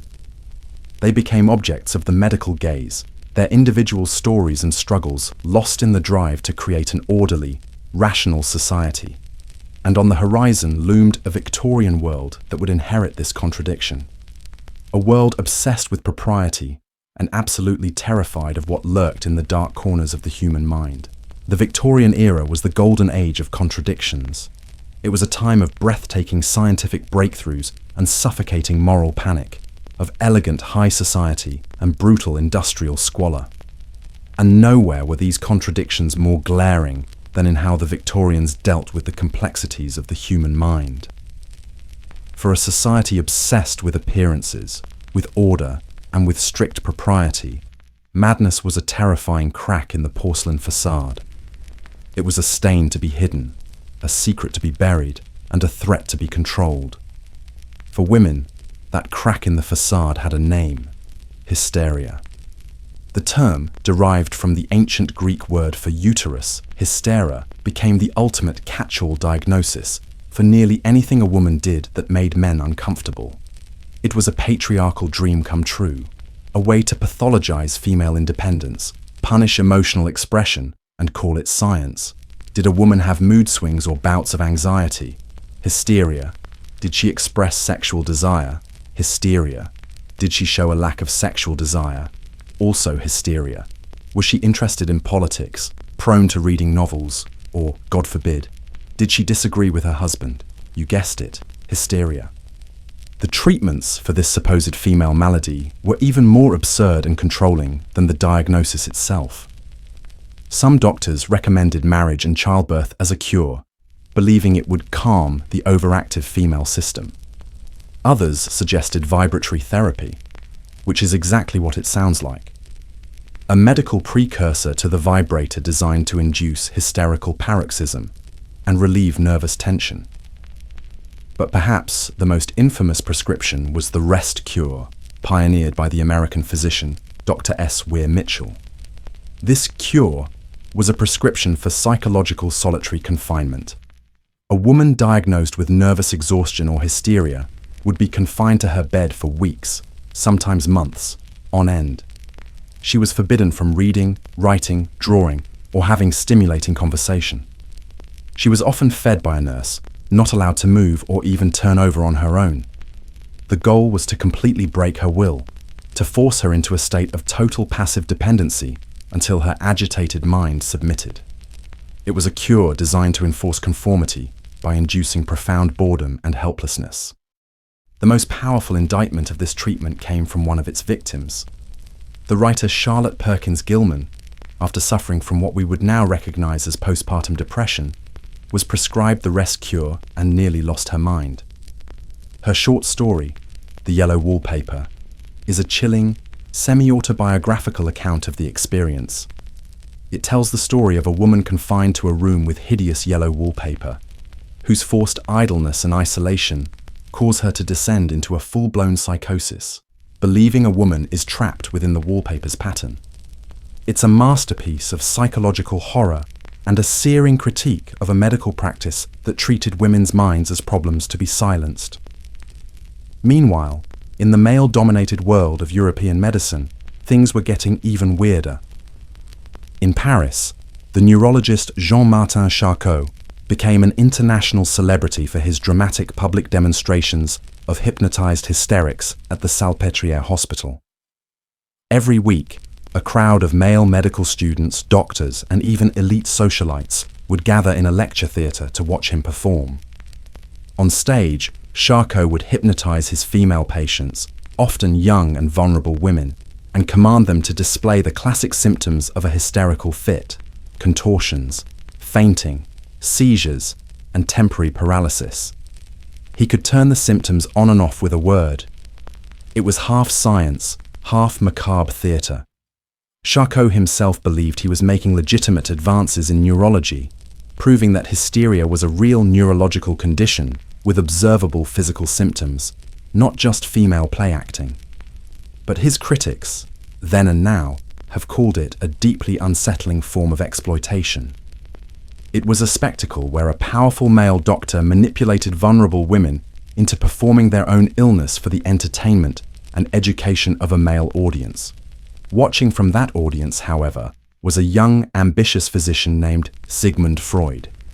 He was fascinated by Charcot's work, and the notes he took during those theatrical demonstrations would form the seed of his own revolutionary theories about the unconscious mind, repression, and the talking cure, which would give birth to psychoanalysis years later. Throughout all of this, the Victorian asylums grew into vast, sprawling complexes, often built like fortresses with high walls and whispering trees, designed to keep the world out and the patients in. They were supposed to be places of healing and refuge, but all too often, they were simply dumping grounds for inconvenient people: epileptics, alcoholics, rebellious daughters, elderly parents suffering from dementia, or anyone who simply didn't fit the rigid mold of Victorian society could be sent away. Once admitted, escape was nearly impossible. A single signature from a husband or father could have you institutionalized. Getting out required several more signatures and a tremendous amount of luck. The public, meanwhile, kept up appearances. Mental illness became the ultimate family secret, a stain on one's reputation, and a threat to marriage prospects. Families lied about their missing relatives, saying they had gone on a long trip. Obituaries were carefully worded to omit any mention of an institutional death. The asylum was society's broom closet, and the goal wasn't treatment, it was invisibility. Victorian England perfected the art of hiding what it feared most, and buried beneath the corsets, the top hats, and the veneer of propriety was a nation quietly drowning in its own untreated minds. The 20th century began with bullets, barbed wire, and the roar of artillery. It was an era of unprecedented technological advancement, and that technology was turned towards human slaughter on an industrial scale. World War I didn't just scar the landscape of Europe. It forced the world to finally confront the devastating mental toll of human suffering in a way it never had before. In field hospitals and casualty clearing stations, doctors were faced with a new kind of wound, one they couldn't stitch up, set in a cast, or excise with a scalpel. They saw men shaking uncontrollably, unable to speak or stand. They saw soldiers screaming at phantom gunfire long after the battle was over, or rendered completely mute by terror. Others suffered from amnesia, unable to remember their own names, let alone the horrors they had witnessed. These weren't the weaklings, lunatics, or hysterics of previous centuries. These were soldiers, many of them decorated heroes, who had been psychologically shattered by the relentless, soul-crushing reality of trench warfare. They needed a name for it, and the one that stuck was shell shock. At first, the term was taken quite literally. Physicians, still desperately clinging to the need for a purely physical explanation, theorized that the shock waves from exploding artillery shells were causing microscopic lesions in the brain. They thought the constant vibrations were physically jarring the nerves, leading to the bizarre and terrifying symptoms they were witnessing. But the real truth was far more disturbing. The human mind, even the strongest mind, has a breaking point. And the nightmarish conditions of the trenches, the ceaseless bombardment, the constant threat of death, the mud-choked claustrophobia, and the sight of friends being blown to pieces had pushed hundreds of thousands of men past that limit. The military command structure was brutally slow to understand or accept this. For them, there were only two types of soldiers: brave men who did their duty and cowards who failed. The symptoms of shell shock were often dismissed as cowardice, malingering, or a simple lack of moral fiber. Officers who had once laughed at complaints of nervousness now faced entire battalions suffering from tremors and night terrors, but their response was often disciplinary, not medical. A soldier who broke down under fire was seen as a disgrace, a liability who threatened the morale of the unit. This led to one of the greatest tragedies of the war. In the British and Commonwealth armies, over 300 soldiers were officially executed for cowardice or desertion. Many of these men were little more than teenagers, and historical analysis has since shown that they were almost certainly suffering from severe, untreated psychological trauma. They weren't cowards, they were casualties, their minds as grievously wounded as a body torn apart by shrapnel. They were killed by their own side for having the wrong kind of injury. But slowly, grudgingly, attitudes began to shift.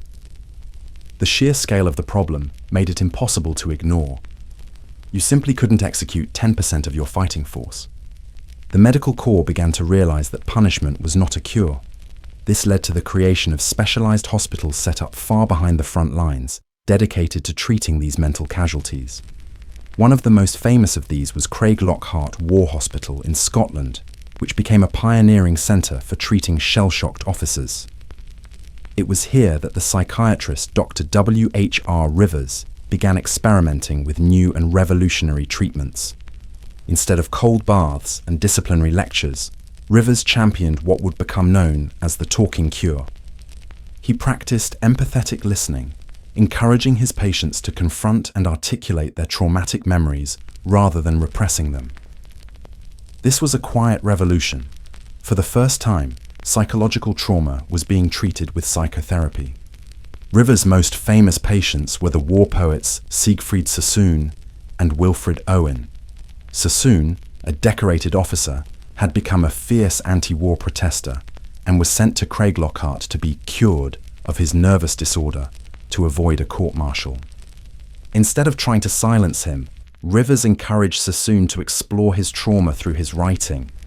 It was there that Sassoon mentored a younger poet, Wilfred Owen, who was suffering from his own debilitating nightmares. Under Rivers' care, both men produced some of the most powerful and enduring anti-war poetry ever written. Owen's Dulce et decorum est described the horror of a gas attack in unflinching detail, directly challenging the old lie that it is sweet and fitting to die for one's country. They were turning their wounds into words, their trauma into art. After the war, shell shock became one of the most controversial terms in psychiatry. Some doctors, eager to return to a pre-war sense of order, tried to dismiss it as a temporary phenomenon, but others recognized it as the birth of modern trauma psychology. The public certainly didn't forget. The image of the broken soldier shuffling through post-war Europe with haunted eyes and a mind forever stuck in the mud of Flanders became a powerful cultural symbol. When World War II arrived 2 decades later, the medical community was better prepared. This time, the condition was given a new name, combat fatigue, and treatment was faster and more humane, often administered closer to the front lines to prevent the trauma from becoming entrenched. Shell shock opened a terrifying new chapter in our understanding of the mind. It proved that mental illness was not just for women labelled as hysterical or for eccentrics locked away in asylums. It could strike the strongest of men. It could be earned through service and sacrifice. And that terrified people. Because if a war hero could break, then maybe, just maybe, no one was truly safe from the battlefield inside the mind. As the world stumbled out of 2 world wars and into the mid-20th century, the field of psychiatry took a bold, arrogant, and often brutal leap into direct physical intervention. The new idea was simple and seductive in its simplicity. If the mind was sick, perhaps the brain itself, the physical organ, could be fixed. But the word fix is doing a lot of heavy lifting in that sentence. What followed was a dark chapter of invasive procedures that promised miracles, but often delivered silence, obedience, or utter ruin. Enter the lobotomy. Developed by the Portuguese neurologist Antonio Egas Moniz in the 1930s, the procedure was based on the theory that mental illness was caused by faulty wiring in the brain. By severing the neural connections in the prefrontal cortex, the part of the brain responsible for complex thought, personality, and emotion, he believed he could reduce agitation, anxiety, and delusions. The procedure earned Moniz a Nobel Prize in Physiology or Medicine in 1949, a fact that remains one of the most controversial decisions in the Nobel Committee's history. But the real boom and the real horror came when an American psychiatrist named Walter Freeman took Moniz's procedure and perfected it. Freeman was a showman, a crusader, and he wanted a version of the lobotomy that was faster, cheaper, and more accessible. He developed the transorbital lobotomy, better known as the ice pick lobotomy. It required no operating room, no neurosurgeon, and often took less than 10 minutes. The procedure was stomach churning. Freeman would have the patient rendered unconscious with electroshock. Then he would take an instrument that looked disturbingly like an ice pick, insert it into the corner of the patient's eye socket, and, with a tap from a rubber mallet, drive it through the thin bone into the brain. He would then swish the instrument back and forth to sever the connections to the prefrontal lobes. Freeman became a traveling evangelist for his procedure, driving across the country in his lobotomobile and performing thousands of these operations. His patients were a tragic cross-section of society. Veterans suffering from what we would now call PTSD, women diagnosed with postpartum depression, and even unruly children. The most famous victim of the procedure was Rosemary Kennedy, the sister of President John F. Kennedy, whose lobotomy, performed to correct her moodiness and intellectual disabilities, left her permanently incapacitated with the mental capacity of a toddler. So why was this barbaric procedure so popular? Because it worked, but not in the way we think of a cure. A lobotomy didn't heal a person. It broke them in a way that made them easier to manage. Patients who had been violent, agitated, or uncooperative were now rendered quiet, docile, and emotionally vacant. They lost their personalities, their drive, their very spark. From the perspective of an understaffed, overflowing asylum, this was a success. It emptied beds and made the wards quieter. The goal was control, not compassion. Alongside the lobotomy came another dramatic intervention: electroconvulsive therapy, or ECT. While ECT is still used today in a highly controlled and safe manner for cases of severe treatment-resistant depression, its early applications were far from gentle. Doctors, believing that inducing a seizure could somehow reset a faulty brain, would administer powerful jolts of electricity to a patient's head. In the early days, this was often done without anesthesia or muscle relaxants. The resulting seizure was violent and convulsive, sometimes strong enough to break bones or teeth. Consent was often an afterthought, if it was considered at all.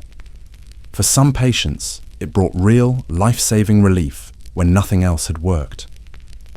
The stories of people being pulled back from the brink of suicide by ECT are real, but for many others, the procedure caused significant confusion, terror, and, most troublingly, severe and lasting memory loss. It was a high-stakes gamble with a person's mind, a crude attempt to fix a delicate machine by hitting it with a hammer. This was the golden age of interventionist psychiatry. Doctors also experimented with insulin coma therapy, where patients were injected with large doses of insulin to induce a coma and seizures, and hydrotherapy, which involved wrapping patients in ice-cold wet sheets for hours on end. Mental illness was treated like a broken appliance, and the tools were crude. All of this coincided with the peak of the state-run asylum system. With the rise of these new, fast treatments, psychiatric hospitals swelled to an enormous size. In the mid-1950s, more than 500,000 Americans were institutionalized. Many would stay for decades, forgotten by their families and lost to society. The stories of abuse, neglect, and the horrors of these new treatments leaked out, feeding into the public sphere. The mentally ill became stock monsters in pop culture. The mad scientist in his lab, the escaped killer from the local asylum, the unhinged threat to suburban safety. The intentions were framed as scientific and progressive, but the outcomes were often tragic. Compassion had taken a back seat to control, and healing had been replaced with management. The entire system was becoming a bloated, brutal, and unsustainable machine. And as the 1960s approached, a new idea began to grow, fueled by a new generation of civil rights advocates, investigative journalists, and a public that was growing increasingly horrified. Maybe it wasn't the patients who needed fixing. Maybe it was the system itself. By the 1960s, the tide was finally and forcefully turning against the asylum system. Public trust had completely eroded. The grand, imposing institutions that were once seen as monuments to civic order were now viewed as little more than human warehouses, Gothic symbols of abuse and neglect. Investigative journalists began publishing harrowing exposés, sneaking into state hospitals to document the filthy wards, the over-medicated, vacant-eyed patients, and the inhumane use of restraints. Books like Ken Kesey's 1962 novel, One Flew Over the Cuckoo's Nest, captured the public imagination, painting a powerful portrait of the psychiatric institution as an oppressive, soul-crushing machine designed to enforce conformity. The image of the cruel nurse Ratched became a cultural shorthand for the system's dehumanizing power. Families stopped believing the promise of restorative care, and legislators, facing both public pressure and mounting costs, started asking uncomfortable questions. Was institutionalization actually helping anyone? Or was it just an expensive and cruel way of hiding the unwanted? This groundswell of discontent fueled the movement that would become known as deinstitutionalization, a revolution driven by three major and very different forces. The first was a chemical revolution. In the 1950s, the first truly effective antipsychotic drugs were introduced, most notably chlorpromazine, which was marketed under the brand name Thorazine. For the first time in history, there was a medication that could reliably manage the most severe symptoms of psychosis, like hallucinations and delusions. While these early drugs had heavy side effects, often inducing a lethargic, shuffling gait that became known as the Thorazine shuffle, they were a game changer. They made the idea of treating people with severe mental illness in the community, rather than behind locked doors, seem possible. The second force was the fight for civil rights. The 1960s was an era of profound social change, and the civil rights movement's fight for justice and equality extended to the rights of patients. A new generation of lawyers and advocates began to argue that locking someone away indefinitely in an asylum, often with little to no actual treatment, was a fundamental violation of their civil liberties. They fought landmark cases in the courts, establishing a patient's right to treatment in the least restrictive environment possible. The idea that a person could be warehoused against their will for years on end was no longer legally or morally tenable. The third, and perhaps most cynical force, was money. State governments were buckling under the enormous financial strain of maintaining these massive, crumbling, and overpopulated asylums. They were a huge drain on state budgets. Deinstitutionalization presented a tempting opportunity to close these expensive facilities and shift the financial burden of care to federal programs and local communities. It was a humanitarian movement with a very convenient fiscal benefit. The vision for this new era was most famously articulated by President John F. Kennedy. His own family had been touched by the brutality of the old system. His sister, Rosemary, had been left permanently disabled by a lobotomy. In 1963, Kennedy, a vocal advocate for mental health reform, signed the landmark Community Mental Health Act into law. The bill's goal was ambitious and noble: to create a nationwide network of over 1,500 community mental health centers. These centers were designed to be a one-stop shop for care, offering everything from outpatient therapy and emergency services to housing support and vocational training. The ultimate goal was to replace the old model of isolation with a new one based on independence, dignity, and reintegration into the community. The asylum closures began swiftly. Massive institutions that had once held thousands of patients were emptied out, sometimes over the course of just a few years. The image of the padded cell and the straitjacket was meant to be replaced by the image of the friendly neighborhood clinic. Patients were no longer to be confined. They were to be empowered. On paper, it was a magnificent humanitarian triumph. In practice, it was a slow-motion catastrophe. The beautiful vision was never matched with the necessary funding or political will. Many of the community mental health centers that Kennedy envisioned were never built.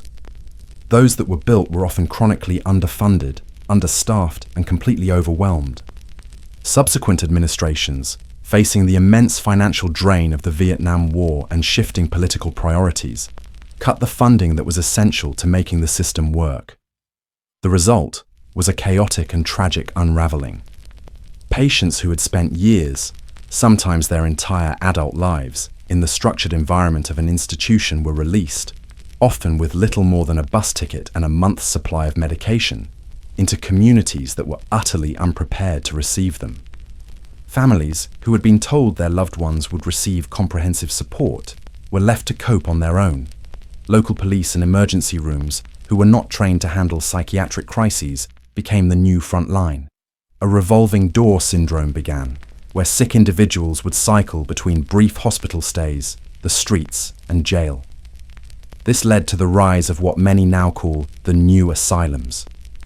With the old state hospitals gone, the burden of care shifted to places that were never designed for it.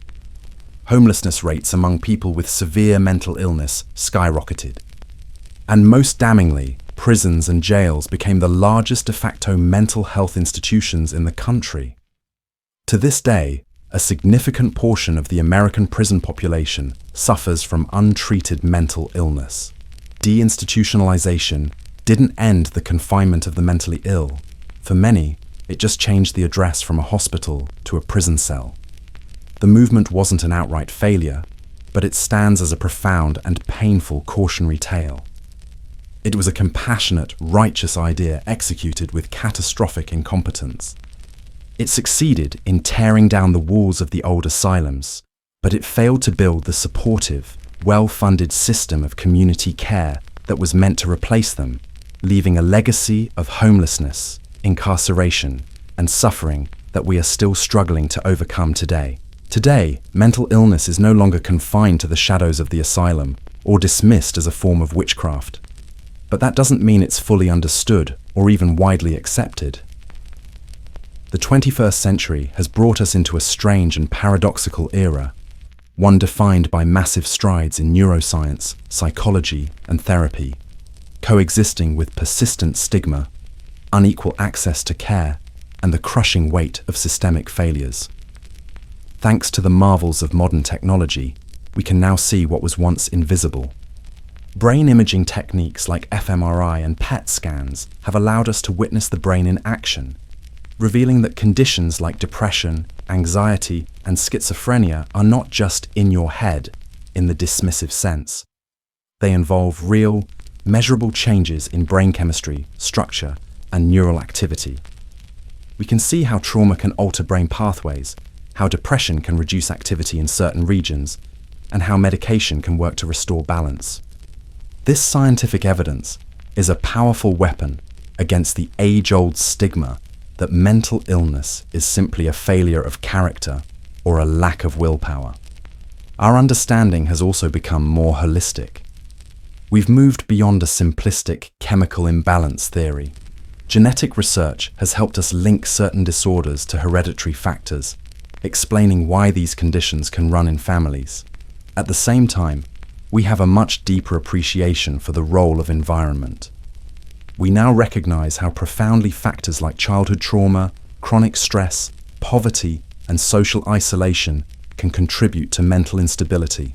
We're even beginning to understand the intricate connection between our gut health, the trillions of bacteria living in our digestive system, and our mental well-being. For the first time, we are beginning to see mental illness for what it truly is, a complex and dynamic intersection of our biology, our psychology, and the world we live in. But this new understanding doesn't always translate to empathy or access. The rise of the internet and social media has been a double-edged sword. On one hand, it has helped to normalize the conversation around mental health in an unprecedented way. Celebrities, influencers, and ordinary people, especially among younger generations, now talk openly about their struggles with anxiety, their experiences in therapy, and their use of medication. This has created a sense of community and validation, helping millions feel less alone in their suffering. An entire ecosystem of wellness apps has sprung up, offering guided meditations, mood tracking, and even virtual therapy sessions at our fingertips. And yet, for all its benefits, the digital world can also be a profoundly toxic environment for mental health. Social media platforms can fuel anxiety, social comparison, and a relentless pressure to present a perfect, curated life. The same tools that connect us can also isolate us, and the constant exposure to cyberbullying and online hate has created new challenges for a generation growing up online.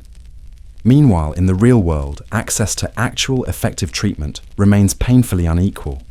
If you live in a major city and have good health insurance, you might have a wealth of options. But for those in rural communities, for low-income populations, and for ethnic minorities, the barriers to care can be insurmountable. There's a severe shortage of mental health professionals in many parts of the country. The cost of therapy can be prohibitive, and navigating the Byzantine complexities of insurance coverage can be a full-time job in itself. The pharmaceutical industry, while providing crucial and often life-saving medications, has also faced criticism for its role in the modern landscape. The push to medicate has sometimes led to overprescription, with patients being treated as a collection of symptoms to be managed with a pill, rather than as whole individuals in need of holistic care. Many patients feel they are briefly seen, quickly diagnosed, and sent on their way with a prescription, but rarely truly heard. And the old ghosts of deinstitutionalization still haunt us. The failure to build the community support systems promised in the 1960s has had devastating long-term consequences. Homeless populations are still disproportionately composed of those with severe, untreated mental illnesses. The nation's prisons and jails continue to serve as the largest de facto mental health institutions, and hospital emergency rooms are flooded with psychiatric crises they are simply not equipped to handle. It is the tragic, logical endpoint of a revolution that was started but never finished. Yet, even with all these challenges, there are undeniable signs of hope. The concept of trauma-informed care is gaining ground, reshaping how schools, hospitals, and social services interact with vulnerable populations. Peer support programs, where people with lived experience help guide others on their recovery journey, are flourishing.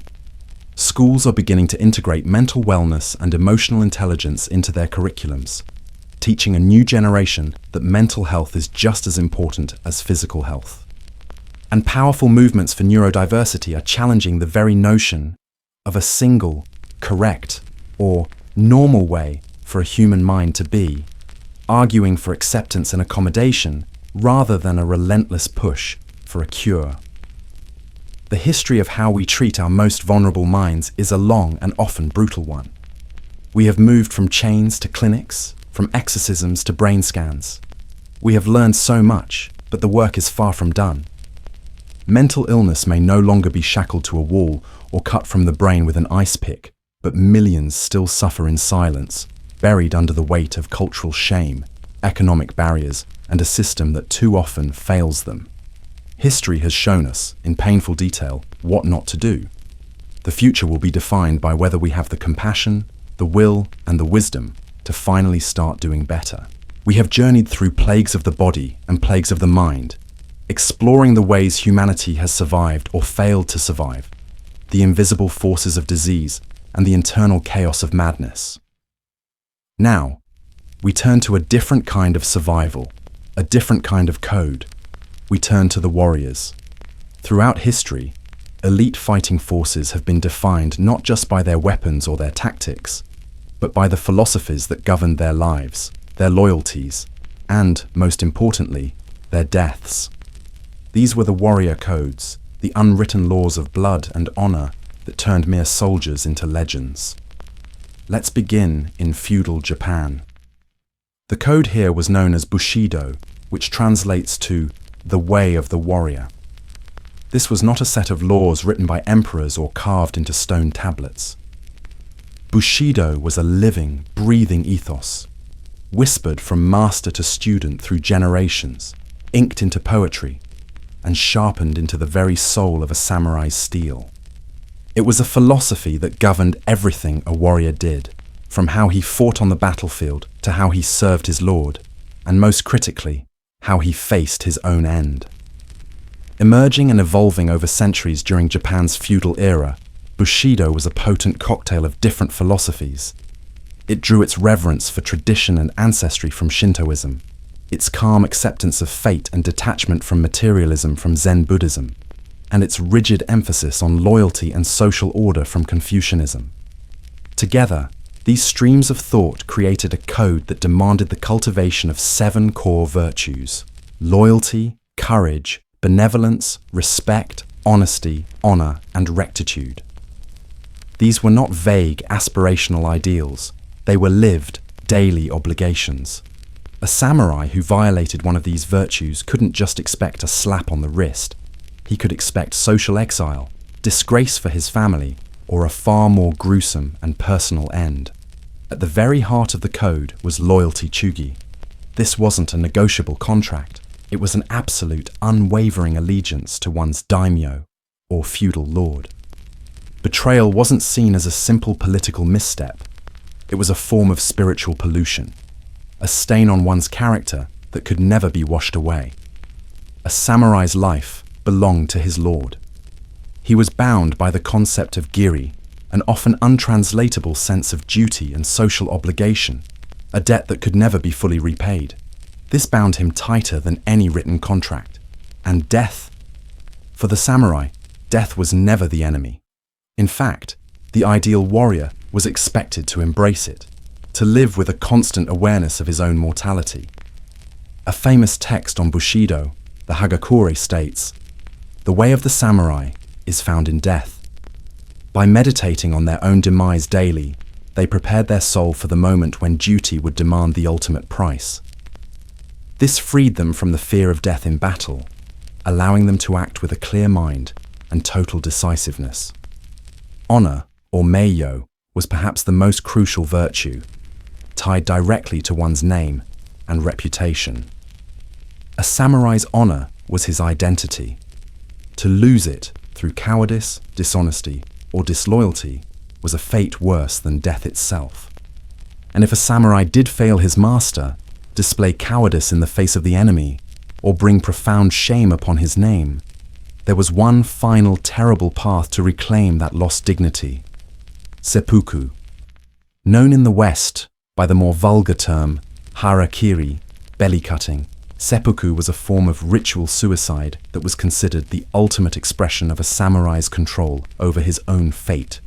With stoic, unshakable calm, the samurai would kneel, compose a final death poem, and then plunge a short blade, the tanto, into his own abdomen.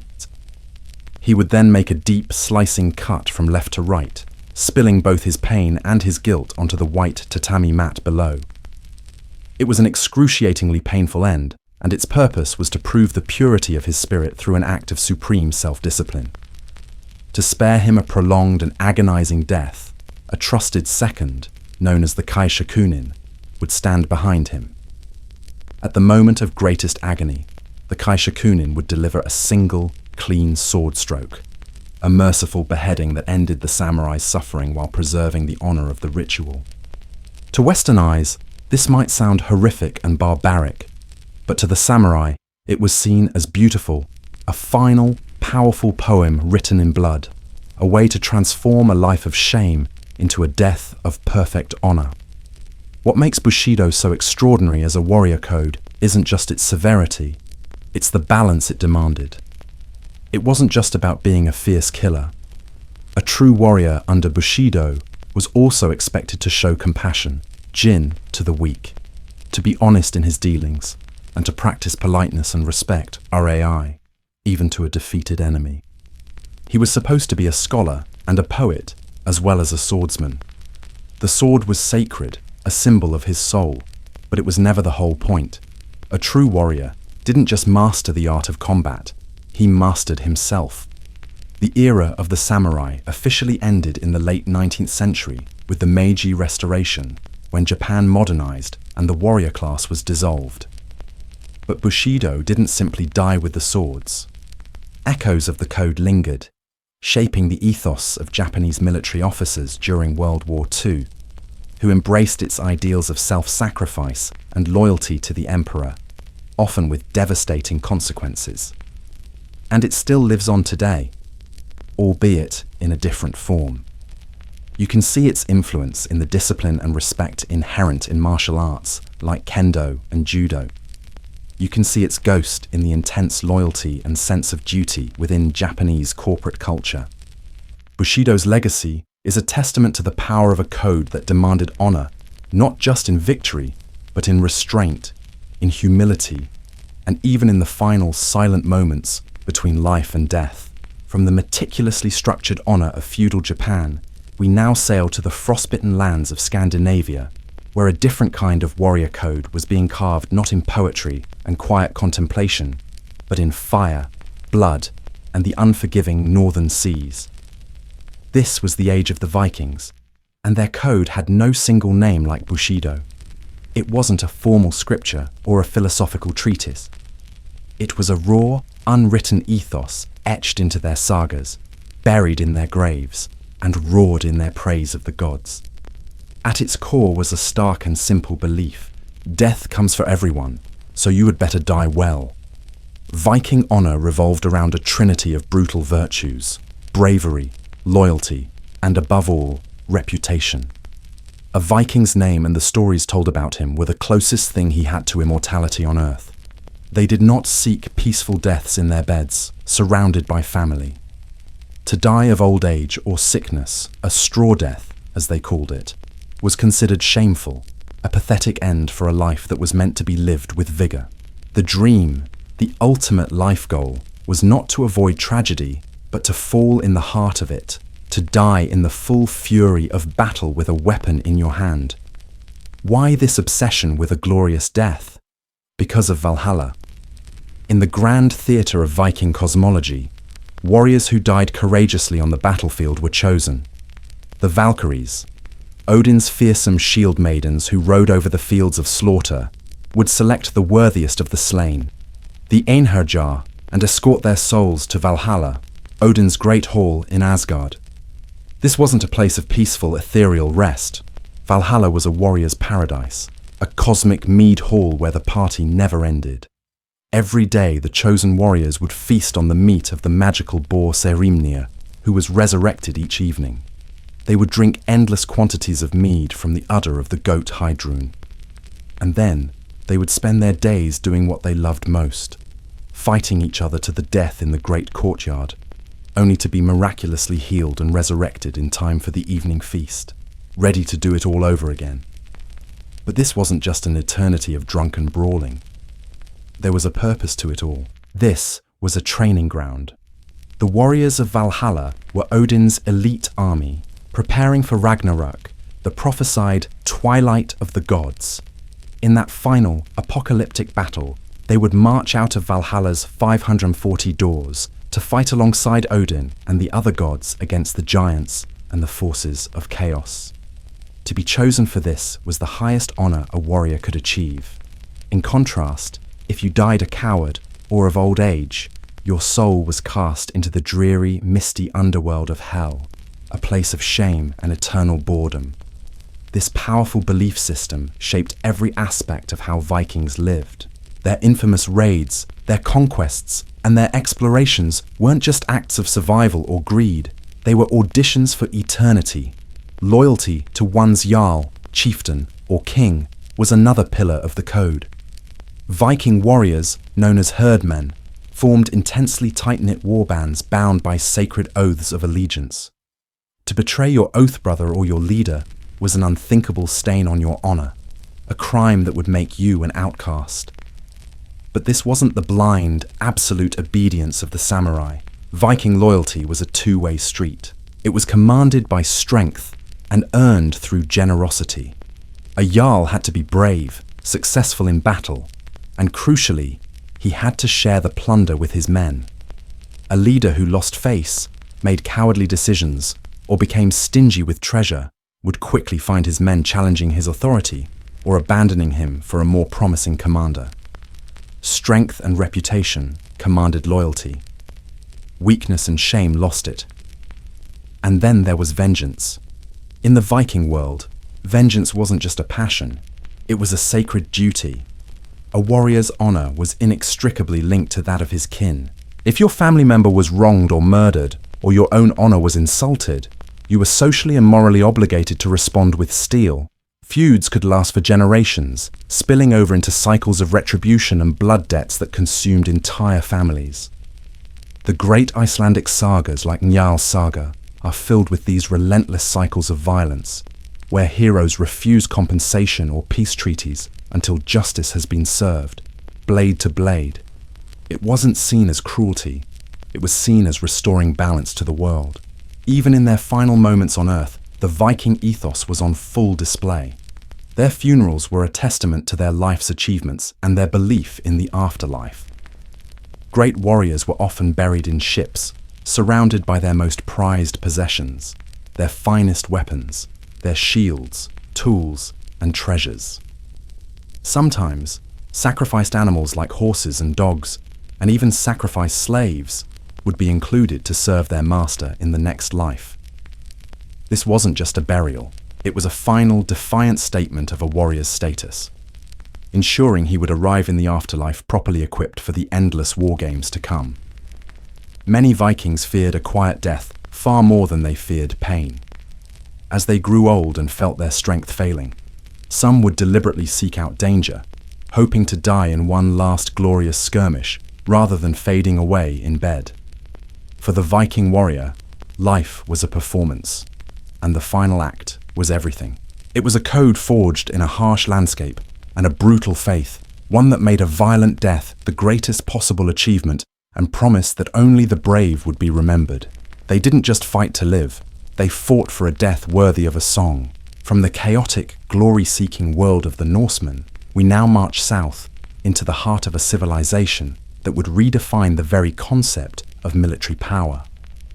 We leave behind the individual hero in search of immortal fame and enter the world of the collective, the disciplined, the unstoppable machine of the Roman legion.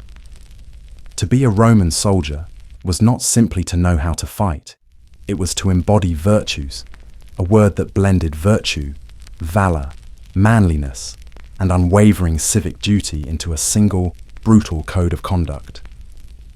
A Roman warrior wasn't just a killer, he was a disciplined extension of the Republic's, or later, the Emperor's will.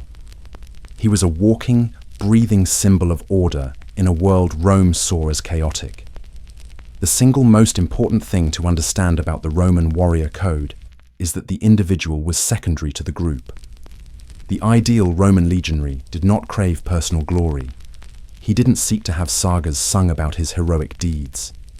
He earned honor by obeying orders without question, by enduring unimaginable pain and hardship, and by never, ever flinching in the face of death. The true hero was the legion itself. Glory belonged to Rome, not to the man. This collectivist mindset is what set the Roman military apart from almost every other ancient fighting force. It was less a band of skilled warriors and more a single, terrifying organism of shields, spears, and iron will. The bedrock of this entire system was disciplina.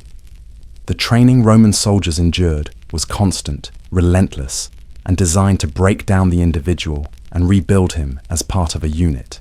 Recruits were subjected to forced marches, covering more than 20 miles a day, while carrying a pack that could weigh over 60 pounds, containing their armor, weapons, tools, and rations. They practiced endlessly with their weapons, the short stabbing sword known as the gladius, and the heavy throwing javelin called the pilum. They were drilled incessantly in formation fighting, learning to move as one seamless wall of shields, the famous testudo or tortoise formation. And perhaps most tellingly, at the end of every single day's march, no matter how exhausted they were required to construct a fully fortified marching camp, complete with a ditch, a rampart, and sharpened stakes. Discipline was more important than strength. Obedience was more valuable than aggression. And when that discipline failed, the punishment was swift and legendarily brutal. A soldier caught sleeping on watch could be beaten to death by his own comrades in a practice called the fustuarium. But the most horrific form of discipline, reserved for units that had shown cowardice or mutinied, was decimation. Imagine the scene. A cohort that had fled in battle is gathered together. The names of every man are placed in an urn, and every 10th name drawn is a death sentence. The unlucky soldiers chosen are then taken and beaten or stoned to death by the other 9 men in their own unit, the very men who had been their friends and comrades. It was a terrifyingly effective method for restoring obedience, a clear message that the survival of the legion's honor was more important than the lives of any of its members. Loyalty, or fides, was another sacred virtue in Roman military culture. This was loyalty to your unit, your centurion, and most importantly, to your legion's standard, the aquila, or eagle. The eagle was the physical embodiment of the legion's soul and Rome's honor. For a legion to lose its eagle in battle was the ultimate disgrace, a stain that could only be wiped out by recapturing it, or by the legion being completely destroyed. The story of the 3 legions under the general Varus, who were ambushed and annihilated in the Teutoburg forest in 9 CE, haunted the Roman imagination for centuries, not just because of the loss of life, but because 3 of Rome's sacred eagles had fallen into barbarian hands. This ethos of duty and discipline extended far beyond the battlefield. Virtues was a societal expectation for all Roman men, especially those of noble birth. To show courage in the Senate, to be just in leadership, and to display restraint and dignity in one's personal life were all considered marks of a true warrior's honor. Even retired soldiers, given a plot of land for their service, were expected to carry themselves with the gravity and dignity of a living monument to Rome's greatness. And what of death? Death was not to be feared. Dying in battle, especially while advancing against the enemy, was considered the highest honor a Roman citizen could achieve. The tombstones of Roman soldiers, found scattered across the vast former empire, often serve as their final resume. They proudly boast of the legion they served in, their years of service, and the campaigns they fought, from the misty shores of Britannia to the deserts of Parthia. Unlike the Viking warrior seeking a glorious entry into a divine paradise, or the samurai preserving his personal honor for a spiritual eternity, the Roman soldier fought and died for something more concrete, more terrestrial, the enduring myth of Roman civilization itself. They saw themselves as the agents of the Pax Romana, the Roman peace of peace that was, ironically, forged and maintained through centuries of brutal warfare. For the Roman warrior, the code was clear, unambiguous, and absolute. Obey your centurion, endure hardship without complaint, conquer for the glory of the Senate and people of Rome. And if you must fall, die facing the enemy, like a citizen of an eternal city. From the rigid, state-sponsored discipline of the Roman legion, history marches us forward into the chaotic, decentralized, and deeply religious world of medieval Europe. The great, unifying empire was gone, replaced by a fractured landscape of competing kingdoms and feudal lords. Here, a new kind of warrior emerged: the knight, a heavily armored engine of destruction on horseback. And to tame this violent aristocratic class, a new and complex warrior code was born: chivalry. Unlike the professional state-paid soldier of Rome, the medieval knight was a landowner, a nobleman who owed military service to a lord in exchange for his fiefdom. To prevent these powerful armoured thugs from constantly terrorising the countryside and each other, a set of ideals was developed, promoted heavily by both the noble courts and, most importantly, the Christian Church. Chivalry, a word derived from the French chevalier, meaning horseman, was an attempt to civilize the warrior, to put a velvet glove on an iron fist. It sought to transform the brutal business of feudal warfare into a noble and spiritual quest. It aimed to create not just a killer, but a Christian killer. The chivalric code was never a single, written-down rulebook. It was a fluid, evolving, and often deeply contradictory set of ideals that combined martial prowess with piety and a new, romanticized form of courtesy. At its foundation, of course, a knight had to be a brave and skilled warrior. His prowess in battle, whether in a full-scale engagement or in the popular tournaments that served as both training and entertainment, was the source of his reputation. But this prowess was meant to be sworn in service. A knight's primary loyalty was to his liege lord, bound by a sacred oath of fealty. This oath was often sworn on a holy relic, a piece of a saint's bone, or a fragment of the true cross, making it a sacred contract not just with a man, but with God himself. To betray that oath was not just treason, it was a mortal sin, a sacrilege that damned the soul. The Church's influence on shaping this code cannot be overstated. In an attempt to sanctify the warrior, the Church introduced the idea of the just war, and more importantly, the holy war. A knight was expected to be a devout Christian, to pray often, to protect the Church and its lands, and to use his sword only in righteous causes. The ultimate expression of this ideal came during the Crusades. Knights from across Europe were told that embarking on the long, perilous journey to the Holy Land to fight for Christendom was not a sin.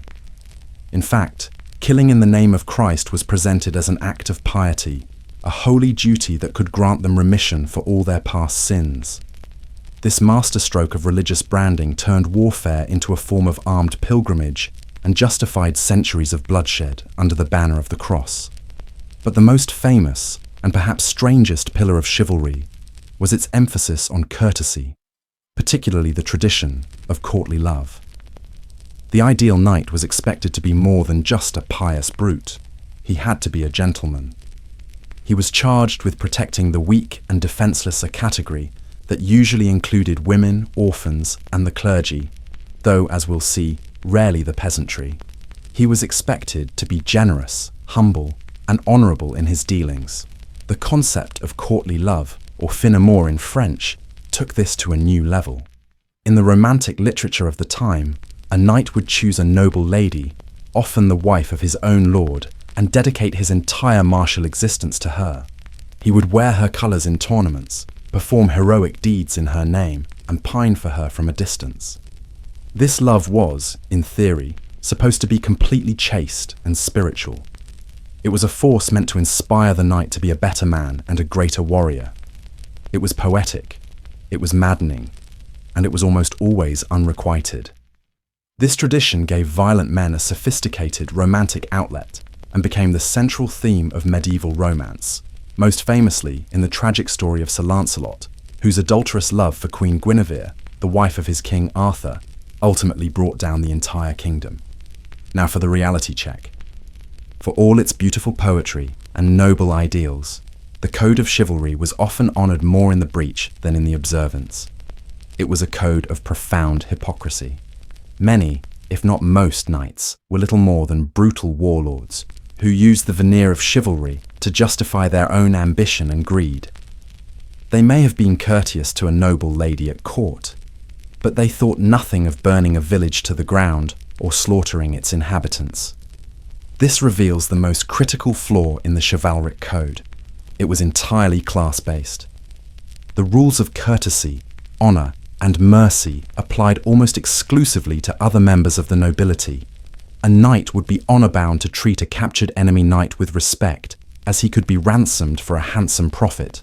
But that same knight would have no chivalric obligation towards a captured foot soldier or a peasant rebel who could be executed without a second thought. The code's protections did not extend to the common folk.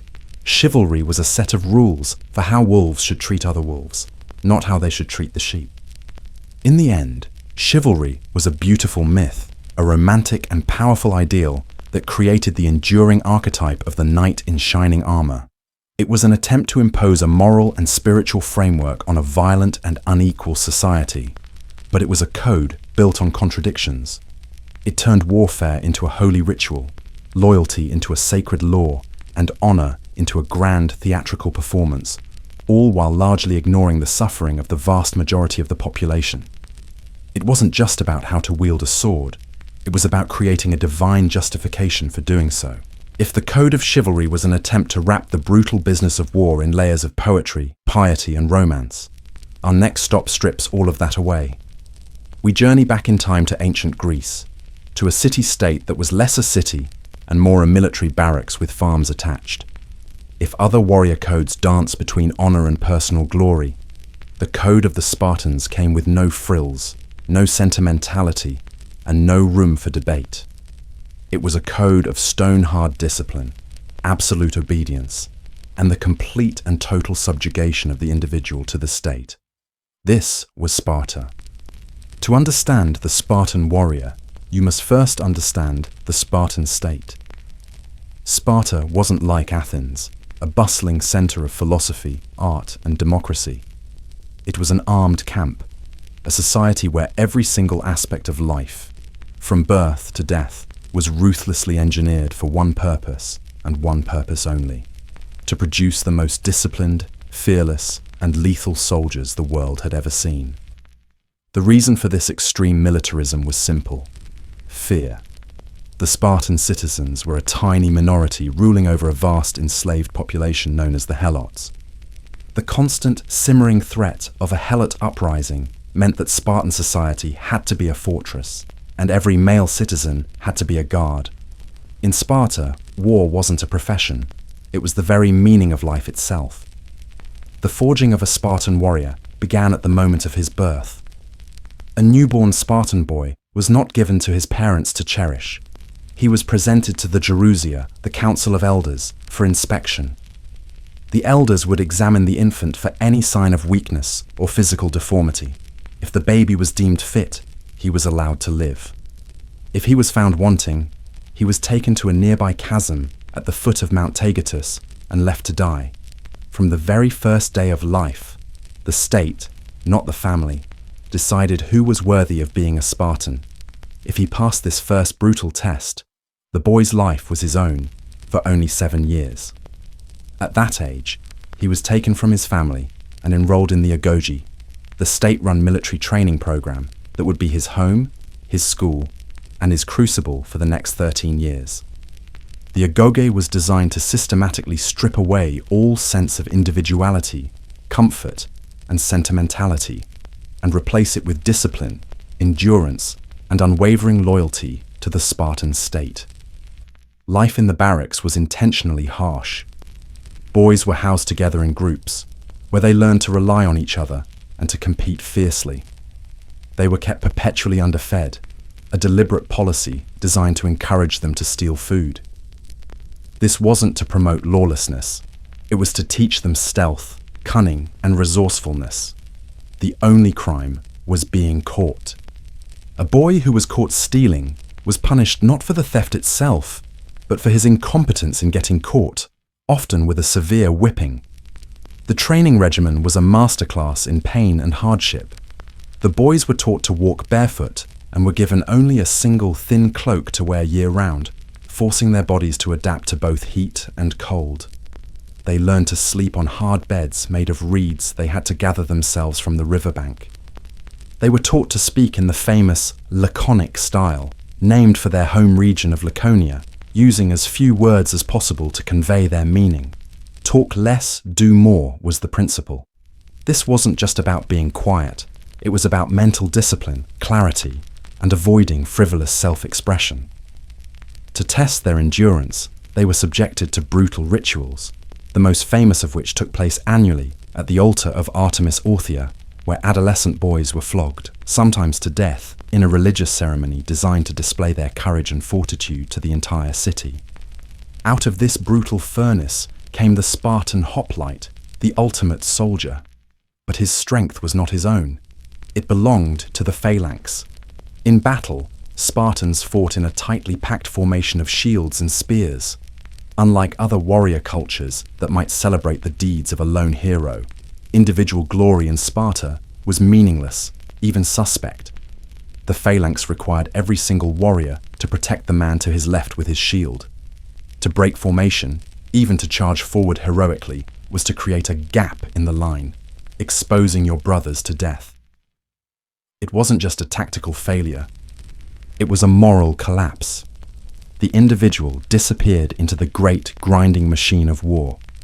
This collectivist, sacrifice-oriented ethos is perfectly captured in the most famous Spartan phrase of all.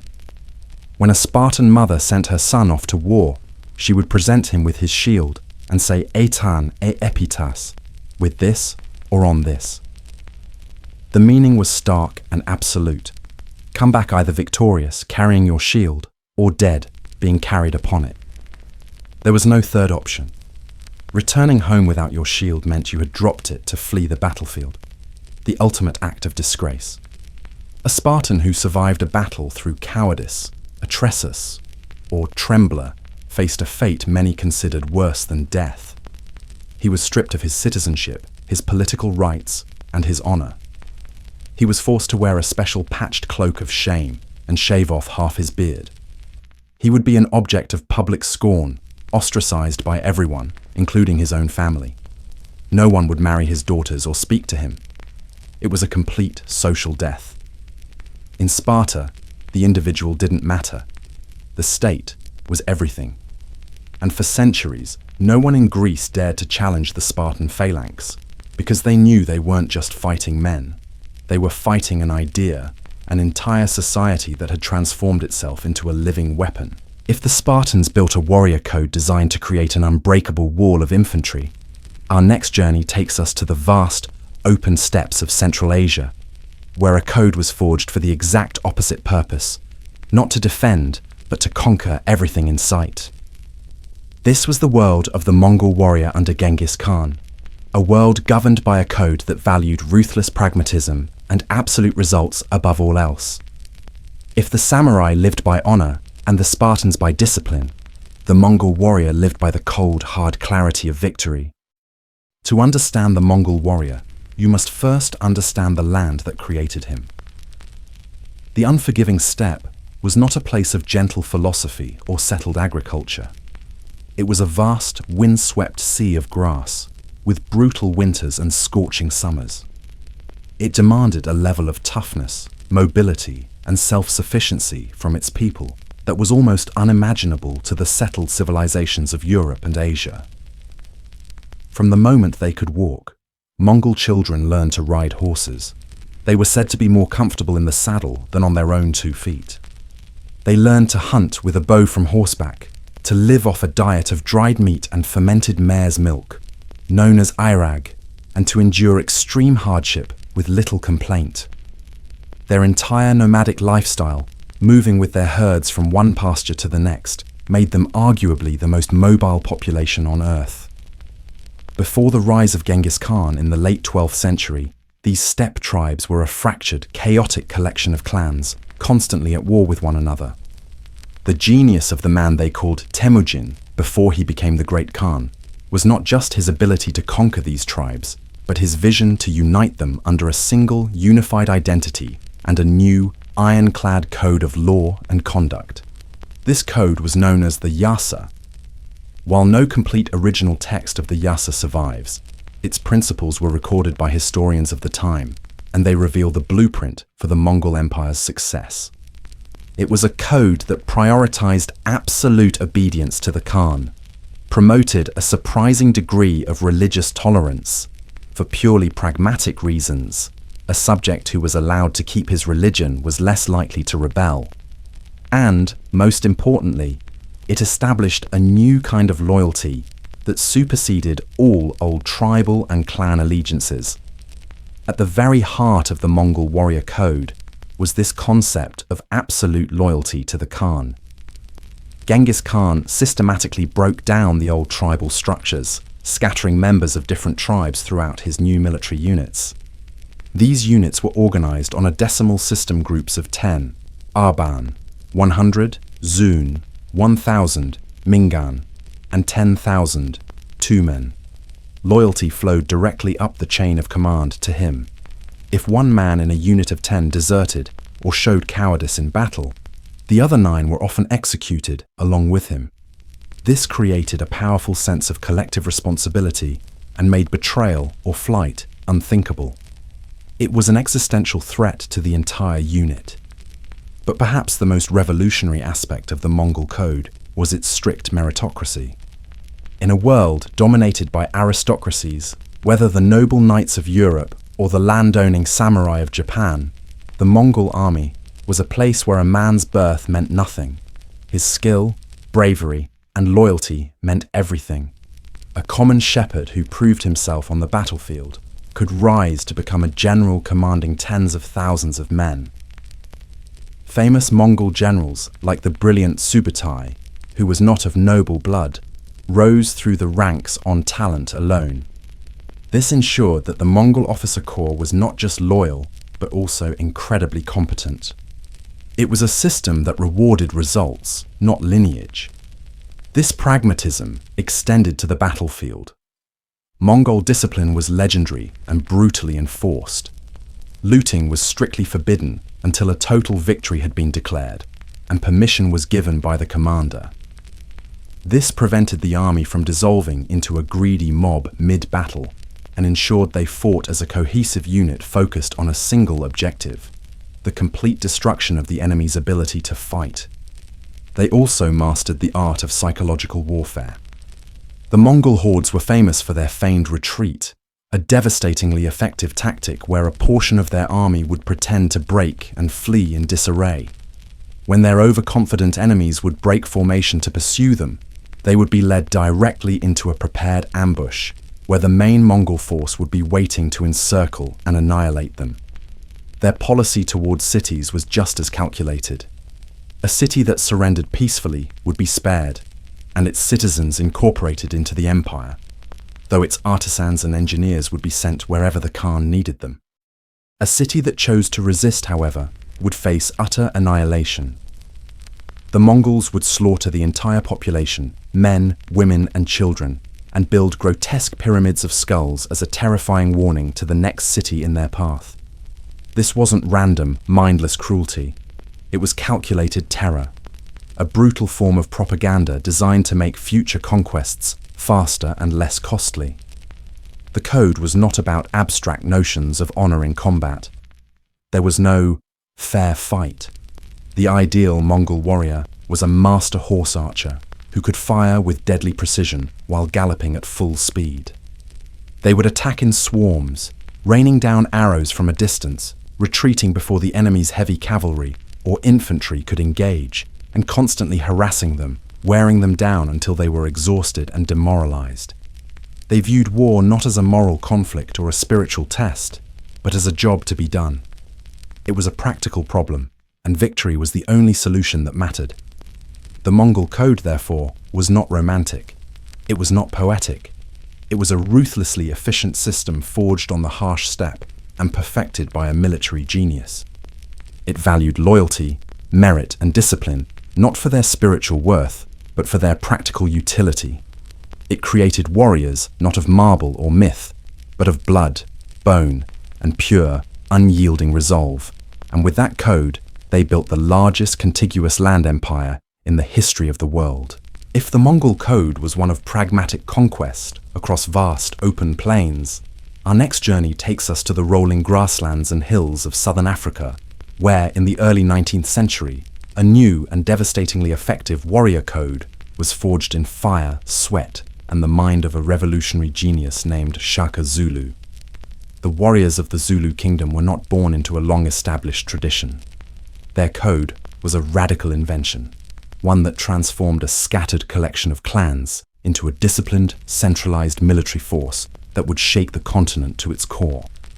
This is the story of how a new kind of army and a new kind of warrior was created. Before Shaka, warfare among the Nguni peoples of the region was often a more ritualistic affair. It was dominated by the use of the long, light-throwing spear, the assegai. Battles often involved warriors skirmishing from a distance, throwing their spears and then retreating, resulting in relatively few casualties. It was a system that allowed for displays of individual bravery, but lacked the capacity for decisive, crushing victories. Shaka, an outcast who rose to power through brilliant strategy and ruthless ambition, saw this system as weak and inefficient. He would replace it entirely. Shaka's revolution began with the weapons themselves. He famously discarded the throwing spear and armed his warriors with a new weapon of his own design, the ikulwa. This was a short, broad-bladed stabbing spear with a 2-foot shaft. Its name was onomatopoeic, supposedly mimicking the sucking sound it made as it was withdrawn from an enemy's body. The ikulwa fundamentally changed the nature of combat. It was useless from a distance.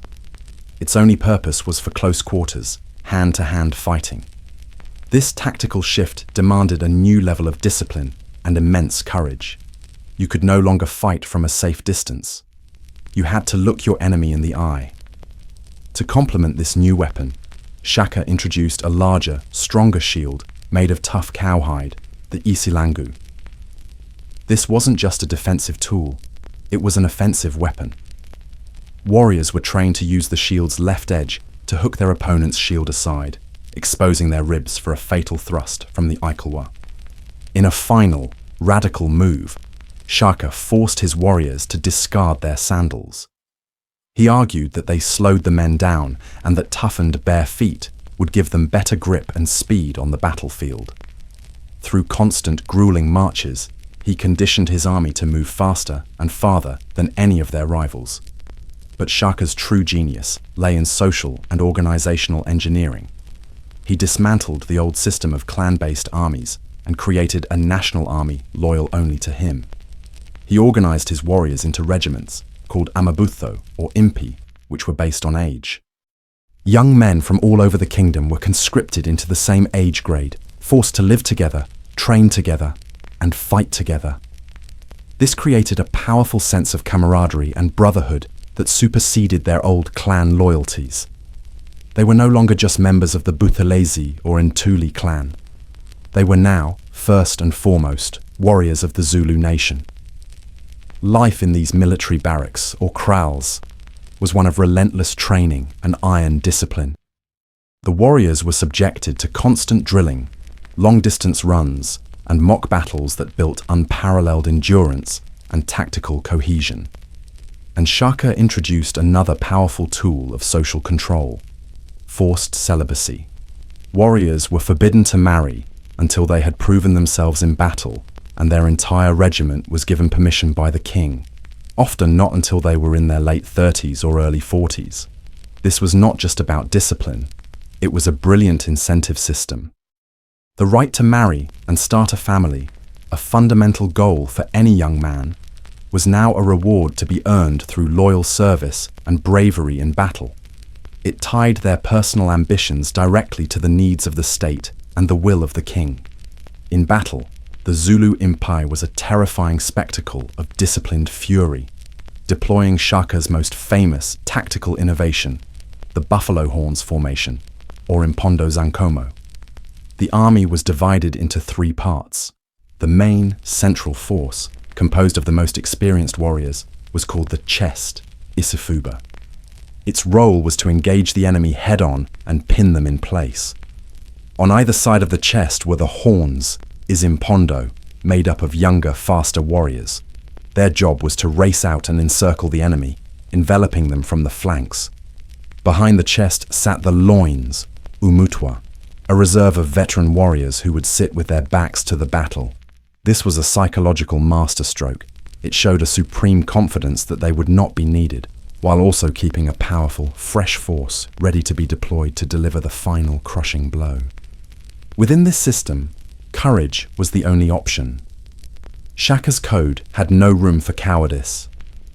To turn your back on the enemy, to break ranks, or to lose your spear or shield was a stain worse than death. Warriors who fled were hunted down and executed publicly, often by impalement. The message was clear. The only way home was forward, through the enemy. This do-or-die mentality made the Zulu charge one of the most feared assaults in the history of warfare. Shaka didn't just change how the Zulu people fought, he changed their very identity. A warrior was no longer a part-time fighter. He was a servant of the nation, a living shield for a kingdom whose power was built on his sacrifice. Loyalty to the king was absolute, a potent mixture of genuine reverence for his genius and abject terror of his wrath.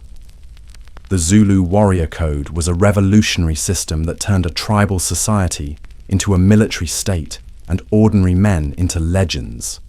They fought not just for conquest, but as one body, one heartbeat, one shield. And when the spears of the Impi rose, even the mighty British Empire would learn to tremble before their power. From the disciplined, thundering legions of the Zulu kingdom, our journey now takes us to a different continent and a vastly different landscape. The sun-scorched deserts, canyons and mountains of the American Southwest. Here, among the saguaro cacti and jagged rock formations, the Apache warrior carved a legacy not through massed armies or nation building, but through fierce independence, masterful cunning, and a code of survival that defied conquest for centuries. If the Zulu code was designed for the pitched battle, the Apache code was forged for the guerrilla war. It was a philosophy born from the harsh, unforgiving environment they called home. This was not a land that could support large, static armies.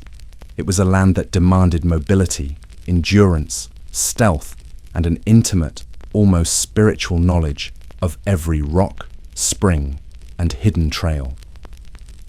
The Apache warrior was not a soldier in an army. He was an extension of the landscape itself. Unlike the centralized warrior cultures of the samurai or the Spartans, the Apache did not organize around kings or emperors. Their society was built on the foundation of the extended family and the local band. As a result, their warrior code wasn't a formal doctrine dictated by a central authority. It was a living tradition, passed down through stories, songs, and the lived experience of one generation to the next. It was a code focused not on conquering the world, but on surviving and thriving within it, and on defending their people from all who would threaten them. The making of an Apache warrior began in childhood. The training wasn't a formal program like the Spartan Agoge, but a seamless and grueling part of everyday life, designed to create individuals of incredible physical and mental fortitude. From a young age, boys were taught to run. They would run for miles through the rugged terrain, sometimes carrying a mouthful of water, which they had to hold until the end of the run. This taught them breath control and endurance. To build strength, they would run up hills carrying heavy rocks. To harden their bodies and spirits against the elements, they would bathe in icy rivers, even in the dead of winter, and were taught to endure hunger, thirst, and pain without complaint. But their training went far beyond physical hardship. They were taught to see, to listen, and to be silent. An Apache warrior learned to read the land like a book. He could track an enemy by the faintest of signs, a broken twig, a displaced stone, the faintest print in the dust. He learned to move through the rugged landscape with a silence that was legendary among his enemies, earning the Apache the nickname Ghosts of the Desert. Silence itself was considered a cardinal virtue. Boasting was frowned upon as a sign of weakness and insecurity. A warrior's actions, not his words, were the measure of his worth. In combat, the Apache code prized intelligence and cunning far more than brute force or reckless bravery. A pitched battle against a more numerous or better equipped enemy was seen not as honorable, but as foolish and wasteful. Their strength lay in their mastery of the terrain and their hit-and-run tactics. They would strike suddenly from an ambush, inflict damage, and then vanish back into the canyons and mountains before their enemy could even mount a response. Their raids were a crucial part of both their economy and their system of justice. In a resource-scarce land, raiding rival tribes or Mexican settlements for horses, food, and supplies was a necessary act of survival. It was also the primary means of retaliation. If an enemy band attacked an Apache family, vengeance was not only expected, it was demanded to restore balance and honor. Yet, this vengeance was always meant to be measured. Unlike the Zulu do or die charge, an Apache war leader's primary responsibility was the safety of his warriors. Success was not just about defeating the enemy, it was about bringing all of his men home safely. Recklessness had no place in their code. This ethos of resilience and resistance is best embodied by leaders like Cochise and, most famously, Geronimo Goyawe. These men were not chiefs in the European sense of the word. They were revered spiritual and war leaders whose courage and strategic genius became a symbol of Apache defiance. Geronimo's story is a testament to the effectiveness of the Apache way of war. For years, he led a tiny band of warriors, sometimes no more than a few dozen, who were pursued relentlessly by thousands of US and Mexican soldiers.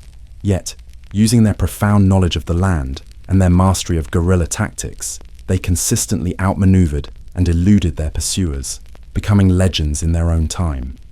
This resistance was fueled by a deep spiritual strength. An Apache warrior's power, or diin, came not just from his physical skills, but from the songs, ceremonies, and beliefs that connected him to the land and the cosmos.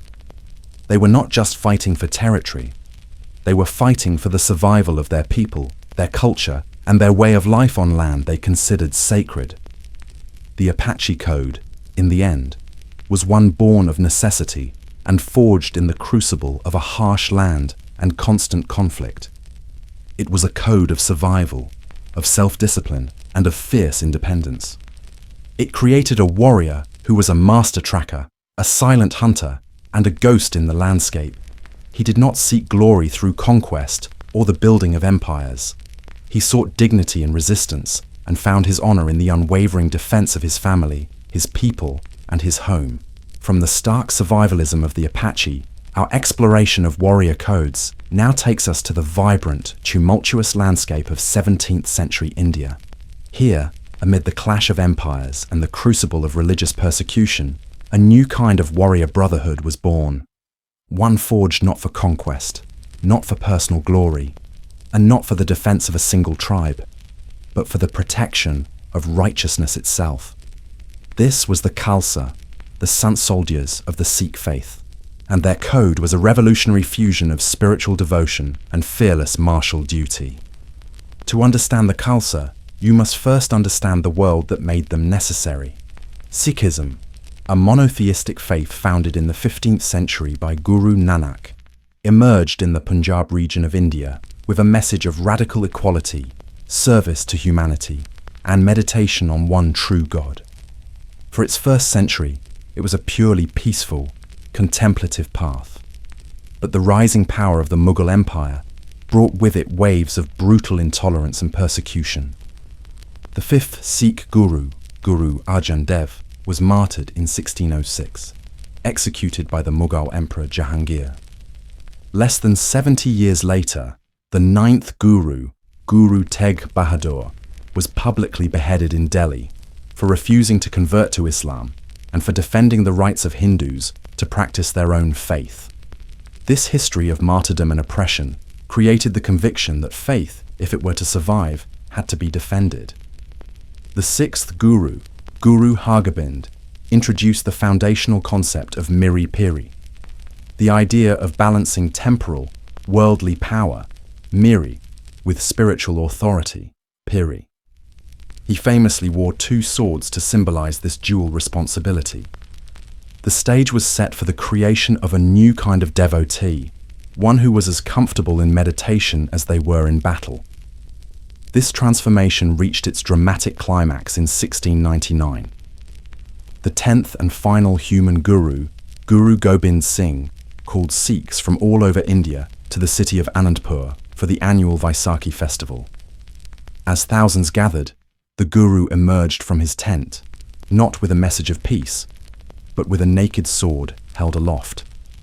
He addressed the crowd and made a shocking request.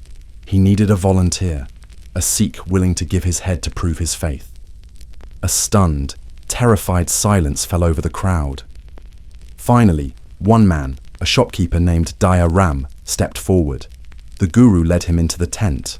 A moment later, a sickening thud was heard, and the guru emerged alone, his sword dripping with fresh blood. He held the bloodied sword up again and demanded another head. The crowd was now in a state of panic, but another man, a farmer named Dharam Das, found his courage and volunteered. Again, the guru took him into the tent, and again, he emerged with a bloodied sword. He repeated this terrifying call 3 more times, each time a brave volunteer from a different caste stepping forward to offer his life. Finally, after the 5th man had gone into the tent, the guru emerged, but this time he was followed by all 5 volunteers, alive, unharmed, and dressed in stunning new saffron-coloured robes. These were the first members of the Khalsa, the Panj Pyar, the 5 beloved ones. They had symbolically sacrificed their old selves, their egos, their past identities, and their caste to be reborn as a new brotherhood of warrior saints. On that day, Guru Gobind Singh initiated the 5 beloved ones, and then asked them to initiate him, establishing a perfectly egalitarian community. He laid down a new code of conduct, creating the ideal of the Sant Sipahi, the Sant Soldier. This warrior fought not for worldly gain, but for dharam, righteousness, and for the protection of all oppressed people, regardless of their background. In a revolutionary move designed to shatter the rigid caste system of India, he decreed that all initiated men would take the surname Singh, meaning lion, and all women would take the name Kaur, meaning princess, making all members of the Khalsa social equals. To symbolize this new identity, all initiated Khalsa were required to wear 5 articles of faith, known as the 5 Ks, or Panj Kakar. These were not decorations. They were a constant physical reminder of their code.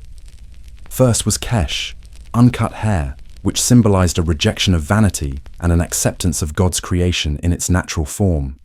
Second, the Kanghar, a small wooden comb tucked into the hair, representing cleanliness, order, and spiritual discipline. Third, the Kara, an iron or steel bracelet worn on the wrist, its circular shape symbolizing the eternal nature of God and the unbreakable bond of the Khalsa, as well as serving as a reminder to restrain oneself from evil deeds. Fourth was the Kachara, a specific type of cotton undershorts that symbolize chastity and moral purity, while also allowing for freedom of movement and readiness for action. And finally, the Kirpan, a ceremonial sword. Critically, the Kirpan was not to be seen as a weapon of aggression. It was a symbol of the warrior's sacred duty to defend the truth, to stand against tyranny, and to protect the weak and defenseless. It was to be drawn only as a last resort, when all other means of resolving conflict had failed. Fueled by this powerful code, the Khalsa rose to become a formidable military force. They stood against the might of the Mughal Empire and later other regional powers, often vastly outnumbered, but fighting with a legendary ferocity and devotion. Their battle cry, Bol So Nihal, Sat Shri Akal. Whoever utters this shall be happy. True is the great timeless one, was a declaration of both their faith and their martial purpose. The code of the Khalsa created a warrior unlike any other we have examined. He was not a soldier serving a king for plunder, nor a warrior seeking personal glory, nor a legionary serving an empire. He was a member of a spiritual brotherhood, a guardian bound by a divine mandate to uphold justice. The Sikh San soldier embodied a code where the sword was sanctified by service, where courage was fueled by faith, and where the ultimate victory was not found on the battlefield, but in the unwavering defense of the human spirit. From the sacred battlefields of the Punjab, our journey through the codes that govern human conflict now takes a sharp turn. We leave behind the age of swords and shields and enter the modern era, to a new kind of war fought not on a battlefield, but in the halls of power, in the pulpits of churches, and in the very soul of a nation. This was a war not against a foreign army, but against a substance. This was the story of prohibition in the United States. Long before the first speakeasy opened its doors or the first gangster smuggled a crate of Canadian whiskey, America was already fighting a bitter war with itself over alcohol. By the late 1800s and early 20th century, the country's relationship with drinking had spiraled into what many saw as a full-blown national crisis. Booze wasn't just a social lubricant, it was a daily fixture of life for a huge portion of the male population, and the institution at the heart of it all was the saloon. You have to understand, the saloon wasn't just a bar. It was the absolute center of working-class male social life. It was a political club where city bosses bought votes with free rounds of whiskey. It was a gambling den, an unofficial bank, and often a brothel. For millions of men, the saloon was where they went after a grueling day of labor to cash their paychecks, and, all too often, drink most of that paycheck away before they ever made it home. Public drunkenness was rampant, and a growing chorus of reformers pointed to alcohol as the direct cause of society's most pressing problems. Domestic violence, devastating poverty, workplace accidents, and a general decay of the country's moral fabric. Out of this social anxiety, the temperance movement was born. It was a vast and powerful coalition of activists, church leaders, and political crusaders who saw alcohol not as a personal choice, but as a national sin that needed to be eradicated. One of the loudest and most effective voices in this crusade came from the Women's Christian Temperance Union, or the WCTU. For many women in an era before they even had the right to vote, the fight against alcohol was one of the few avenues they had to exert political and social power. They framed the issue as a defense of the home and family. They marched, they picketed, and they held prayer vigils outside saloons, pleading with men to give up their drink for the sake of their wives and children.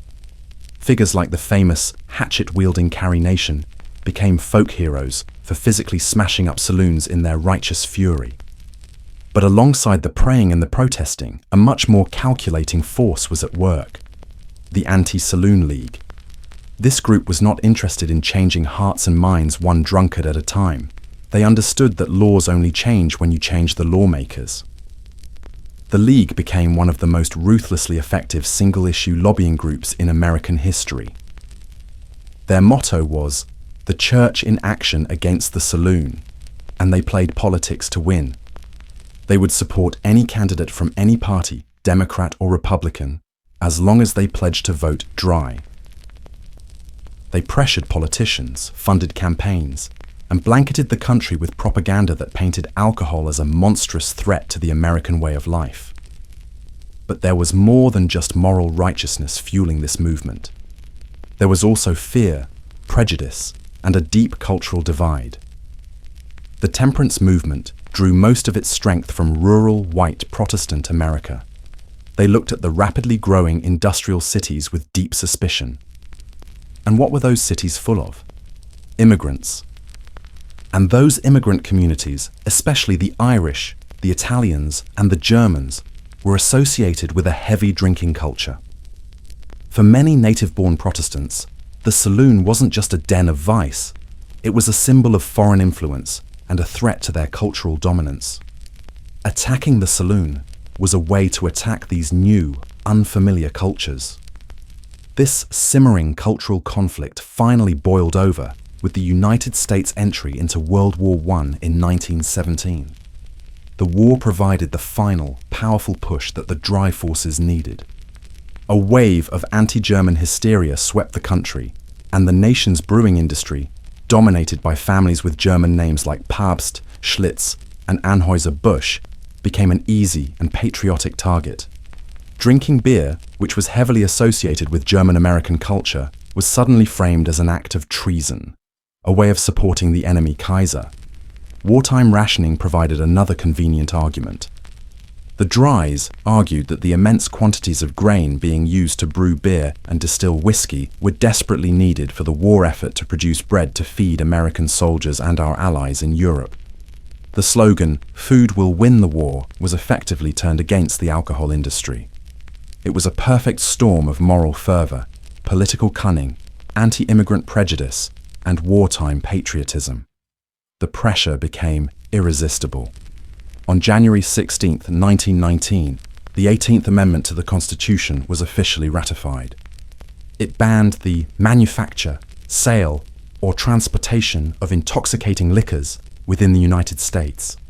The following year, a piece of legislation called the Volstead Act was passed to provide for its enforcement. After decades of fighting, the temperance movement had achieved its ultimate goal.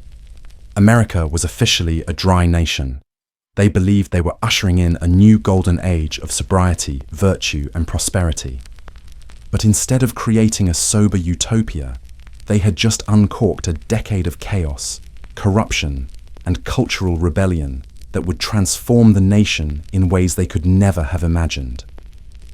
The great and deeply flawed noble experiment was about to begin. Prohibition might have been enshrined in the Constitution with the 18th Amendment, but it was a different piece of legislation that brought the fight down to street level. This was the National Prohibition Act, better known by the name of the congressman who championed it, the Volstead Act. If the amendment was the grand moral statement, the Volstead Act was the messy, complicated, and deeply flawed instruction manual for how to actually enforce it. It was here that the noble idea of a sober America crashed headfirst into reality, and the results were a chaotic mess of loopholes, contradictions, and legal gymnastics. The first and most critical task of the Volstead Act was to define what intoxicating liquor actually meant. The lawmakers settled on a definition of almost comical strictness. Anything with an alcohol content of more than 0.5% by volume was now illegal. This decision was a bombshell. Many Americans who had supported the idea of prohibition believed they were voting to get rid of hard liquor, the whiskey and gin they blamed for society's ills. They never imagined the ban would include beer and wine. But with the 0.5% rule, that's exactly what happened. Suddenly, a glass of wine with dinner or a bottle of beer after work was just as illegal as a shot of back-alley moonshine. This incredibly broad definition instantly criminalized the daily habits of millions of ordinary people and created a vast, nationwide demand for a product that was no longer legally available.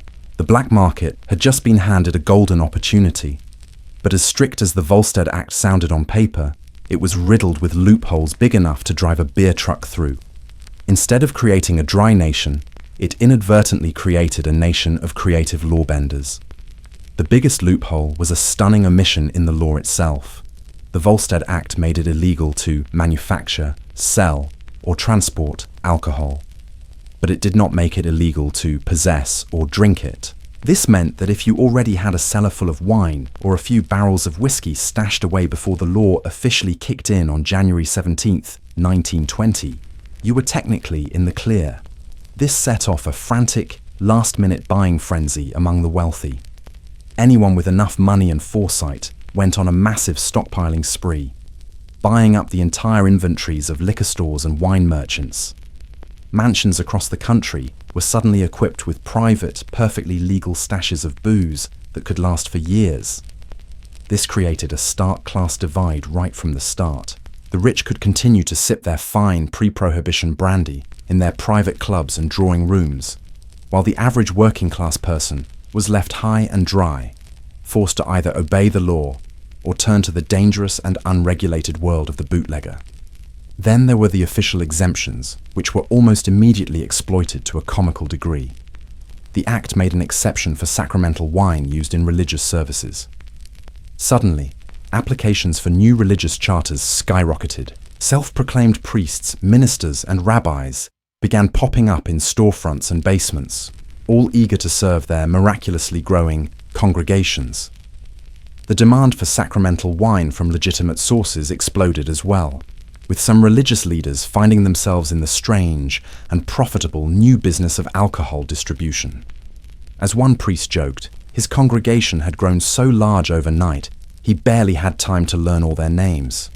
The medical loophole was even more absurd and widely abused. The Volstead Act allowed doctors to prescribe alcohol for medicinal purposes. which could then be legally dispensed by pharmacies. This turned the medical profession into a key supplier for the underground liquor market. An epidemic of convenient new ailments swept the nation. Patients would line up at doctors' offices complaining of a sudden case of nerves, a persistent cough, anemia, or general malaise, all of which, according to many physicians, could be treated with a prescription for medicinal whiskey. Doctors would charge a fee for the consultation and another for the prescription, which the patient would then take to a local pharmacy. This loophole led to an explosive boom for pharmacy chains. Walgreens, for instance, grew from just 20 stores to over 500 during the Prohibition years, its growth directly fueled by its legal ability to sell alcohol as medicine.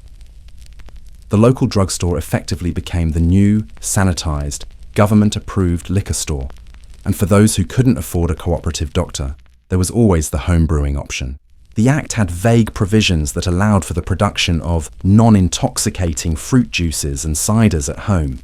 This was a clear wink and a nod to home fermentation. Companies began openly selling products like Vine Glow grape juice concentrate or solid bricks of dehydrated grapes. These products came with a large, explicit warning label on the package, cautioning the buyer in great detail about what not to do. The warning would read something like, "Caution, do not dissolve this brick in a gallon of water, add yeast and sugar, and then seal it in a dark closet for 21 days, as this will cause it to illegally ferment into wine." It was a complete farce, providing step-by-step instructions under the guise of a warning. All of these loopholes created an enforcement nightmare for the newly formed Prohibition Bureau. The agency was severely underfunded, undertrained, and hopelessly outnumbered. There were fewer than 1,500 federal agents assigned to police the entire country, a laughably inadequate number. Their low pay made them easy targets for the bribes of wealthy gangsters, and corruption was rampant from the very beginning. The Volstead Act, in practice, was a leaky, contradictory, and unenforceable mess. It was a legislative disaster that, instead of ushering in an era of sobriety, had inadvertently laid out a perfect blueprint for a decade of crime, corruption, and rebellion. As the Volstead Act took effect and the taps of legal alcohol ran dry, something else began to flourish in the shadows.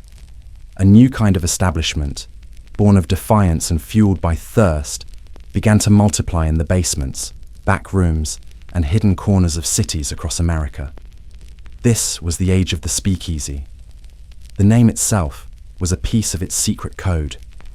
Patrons were instructed to speak easy when mentioning the location or asking for entry, to keep their voices low so as not to attract the attention of law enforcement or nosy neighbors.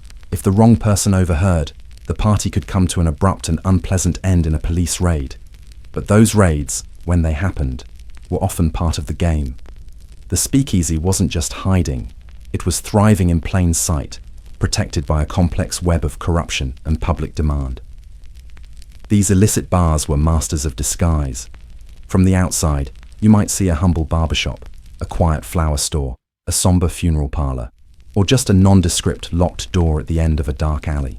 But for those in the know, a secret knock, a specific password, or a discreetly presented membership card would cause a small peephole to slide open. A tough-looking bouncer would peer out, and if you passed muster, the door would swing open to reveal a world of vibrant, illegal celebration. By the mid-1920s, it's estimated there were as many as 100,000 speakeasies in New York City alone. But the speakeasy was far more than just an illegal place to get a drink. It was the epicenter of a cultural revolution, a place that fundamentally changed the way Americans socialized.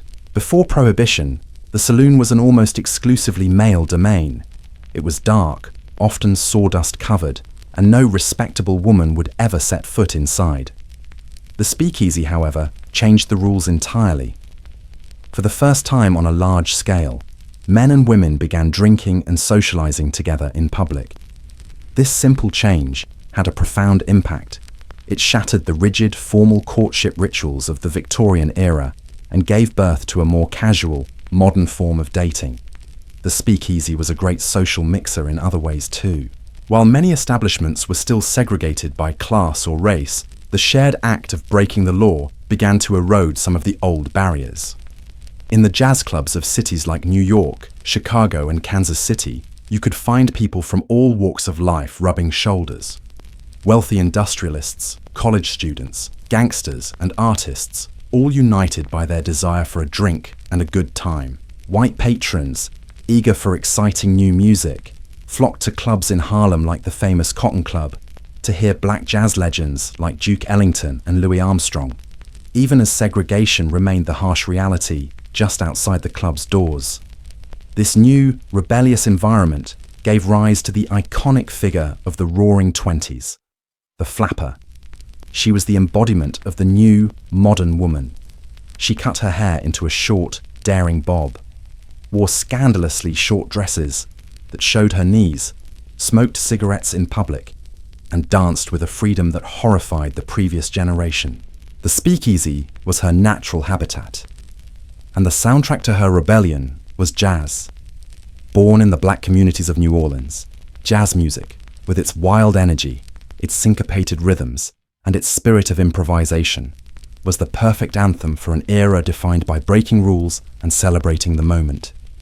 But for all its glamour and excitement, there was a dark side to the speakeasy world, and it was often found in the bottom of your glass. With legal distilleries shut down, the alcohol supply was entirely unregulated and often incredibly dangerous. The booze was supplied by bootleggers who made it in hidden labs, filthy warehouses, and literally in their bathtubs. This bathtub gin was often crude, harsh, and made with little regard for sanitation or safety. To stretch their supply, or to mimic the kick of real aged liquor, bootleggers would often spike their products with a cocktail of dangerous chemicals. This included industrial alcohol, which was often denatured by the government itself, meaning it was deliberately poisoned with chemicals like methanol to make it undrinkable. Bootleggers would try, often unsuccessfully, to re-purify this alcohol, but traces of poison frequently remained. Blindness from methanol poisoning, paralysis, and even death were very real risks. Every time you ordered a cocktail in a speakeasy, you were taking a gamble. But the demand was so high, and the thrill so potent, that millions of people were willing to take that risk every single night. How did this vast, illegal network operate so openly? The answer is simple: corruption on a massive scale. Speakeasy owners paid off everyone. They bribed the local beat cops, the precinct captains, city officials, and even federal prohibition agents.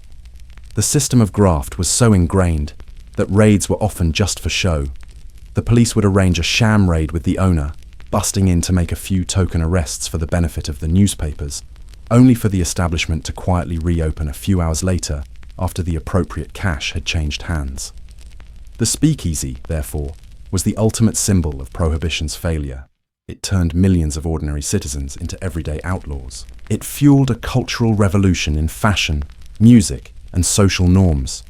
And instead of extinguishing America's love affair with alcohol, it simply drove it underground, making it more glamorous, more dangerous, and infinitely more rebellious than it had ever been before.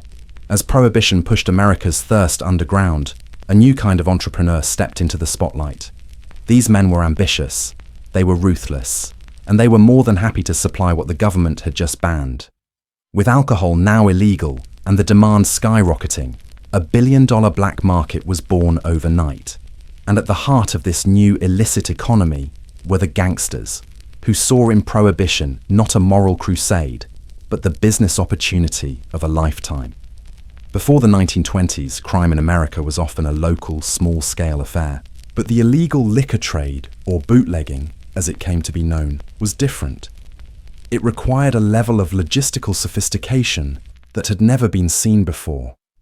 You needed brewers and distillers to produce the booze, truckers and drivers to transport it, warehouses to store it, and a network of speakeasies to sell it. Most importantly, you needed an army of enforcers to protect your territory from rivals. Prohibition was the catalyst that transformed disorganized street gangs into modern, corporate-style organized crime syndicates. Across the country, different ethnic crime groups rose to power, each carving out their piece of the lucrative pie. In New York, brilliant Jewish mobsters like Arnold Rothstein, who famously fixed the 1919 World Series, and Meyer Lansky became the criminal masterminds and bankers of the bootlegging world.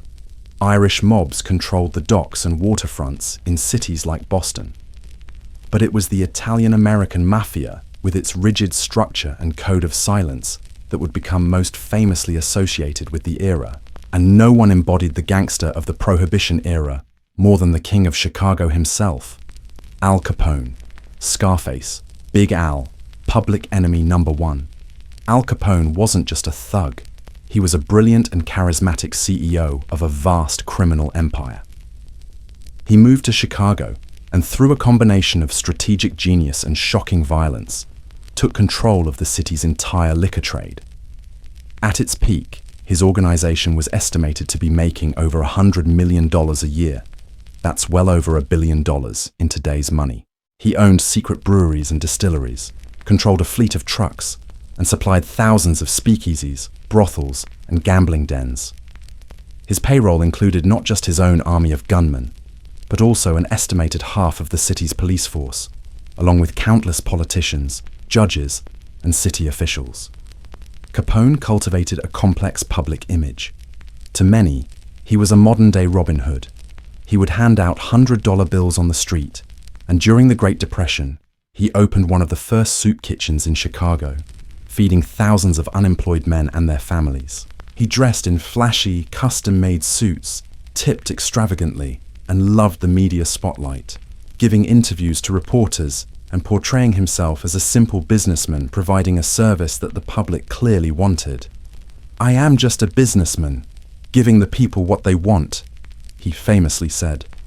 "All I do is satisfy a public demand."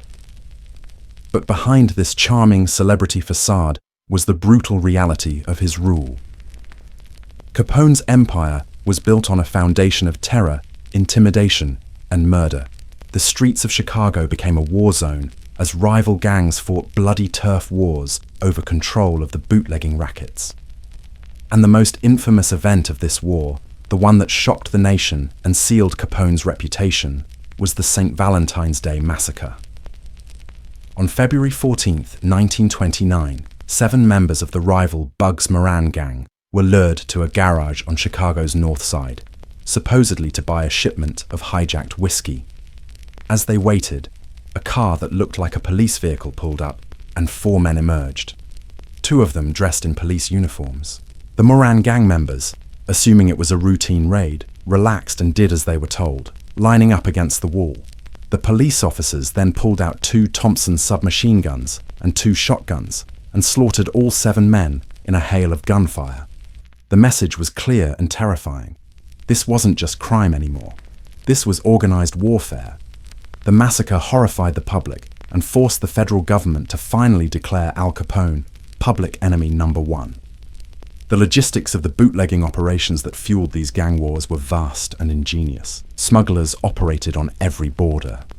On the Atlantic coast, a fleet of ships loaded with liquor from Europe and the Caribbean would anchor in international waters just outside US jurisdiction. This line of ships became known as Rum Row. At night, smaller, faster, contact boats would dash out from the shore, load up with crates of whiskey and rum, and try to outrun the Coast Guard back to a hidden cove or inlet. On the northern border, huge quantities of high-quality Canadian whiskey were smuggled across the Great Lakes and driven across the border in cars specially modified with hidden compartments, false floors, and secret gas tanks. The gangsters didn't just smuggle, they produced. They secretly operated massive breweries and distilleries, often hidden in seemingly legitimate industrial buildings. They also hijacked shipments of legal industrial alcohol, which was then recooked in labs to try and remove the poisons the government added to it, before being watered down, colored with caramel, and bottled with counterfeit labels of popular brands. Ironically, the noble experiment of prohibition, a law designed to reduce crime and uplift the nation's morals, had achieved the exact opposite. It had created a criminal class that was richer, more powerful, and better organized than anything the country had ever seen before. It turned petty thugs into celebrity CEOs and city streets into battlefields. Prohibition had inadvertently midwifed the birth of the modern American mob, a monster that would continue to haunt the nation long after the era of bathtub gin and bloody turf wars had come to an end. While the bootleggers and gangsters were getting rich and famous in the back alleys and secret warehouses of American cities, the federal government was desperately trying to hold the line. This thankless and ultimately impossible task fell to a new breed of federal agent. These were the men of the Prohibition Bureau, or ProHIS as they were sometimes called. They were supposed to be America's moral guardians, the incorruptible crusaders tasked with hunting down illegal liquor and bringing order to a nation that seemed determined to break the law. But there was one major problem. Almost everything was stacked against them. When Prohibition began, the federal government assigned fewer than 1,500 agents to enforce the law across the entire country. That's one agent for every 70,000 people, tasked with policing thousands of miles of coastline, land borders, and every city, town, and rural backroad in between. It was a laughably inadequate force for an impossible job. These men were often poorly trained, given very little resources, and most critically, they were severely underpaid. This low pay made them immediate and easy targets for the gangsters they were supposed to be arresting. A beat cop or a federal agent might make a few $1,000s a year, while a gangster like Al Capone could offer them that much in a single week's bribe just to look the other way. The temptation was enormous, and for many, it was irresistible. Corruption seeped into the very foundation of Prohibition enforcement. Agents would tip off speakeasies before a raid, lose evidence, or actively participate in the bootlegging operations themselves, providing armed protection for liquor shipments.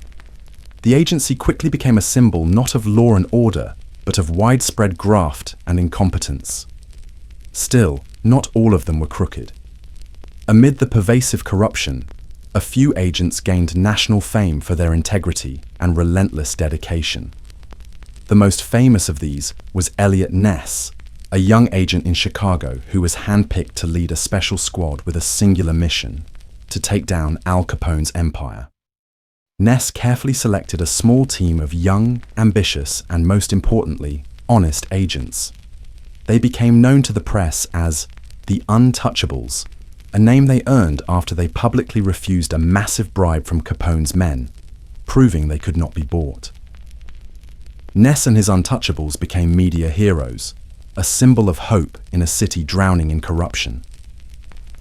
Their tactics were different. They knew that raiding a few speakeasies was like swatting at flies. To hurt Capone, they had to attack the source of his money, his massive, illegal breweries. They used wiretaps to gather intelligence on the location of these breweries, a new and controversial technique at the time. They would then conduct dramatic, large-scale raids, sometimes using a 10-ton truck with a makeshift battering ram mounted on the front to smash through the reinforced doors of Capone's facilities. They destroyed millions of dollars worth of equipment and liquor, significantly disrupting Capone's cash flow and infuriating the gangster who made several attempts on Ness's life. But even the heroic efforts of the Untouchables revealed the ultimate futility of their task. For all their success in raiding breweries and generating headlines, they could never gather enough untainted evidence to convict Al Capone on bootlegging charges. The system was just too corrupt. Witnesses were intimidated or murdered, and jurors were bribed. In the end, it wasn't Elliot Ness who brought down Al Capone. It was a team of quiet, methodical accountants from the IRS who, after years of painstaking work, finally convicted Capone on the one charge they could make stick: federal income tax evasion. The downfall of America's most famous gangster was a triumph for the Treasury Department, not the Prohibition Bureau. As the government's enforcement efforts continued to fail, some officials took a much darker and more desperate turn. One of the biggest sources of alcohol for bootleggers was legally produced industrial alcohol, used for things like antifreeze, paint, and fuel. Huge quantities of this alcohol were being stolen, diverted, and recooked by criminal chemists to be sold as drinking liquor. In a horrifying and controversial decision, the federal government decided to force manufacturers to make this industrial alcohol more poisonous. They ordered companies to denature their products by adding a cocktail of toxic chemicals, including kerosene, chloroform, and, most lethally, methanol, also known as wood alcohol. The government's theory was that this would make the alcohol so foul and dangerous that no one would dare drink it. They were wrong.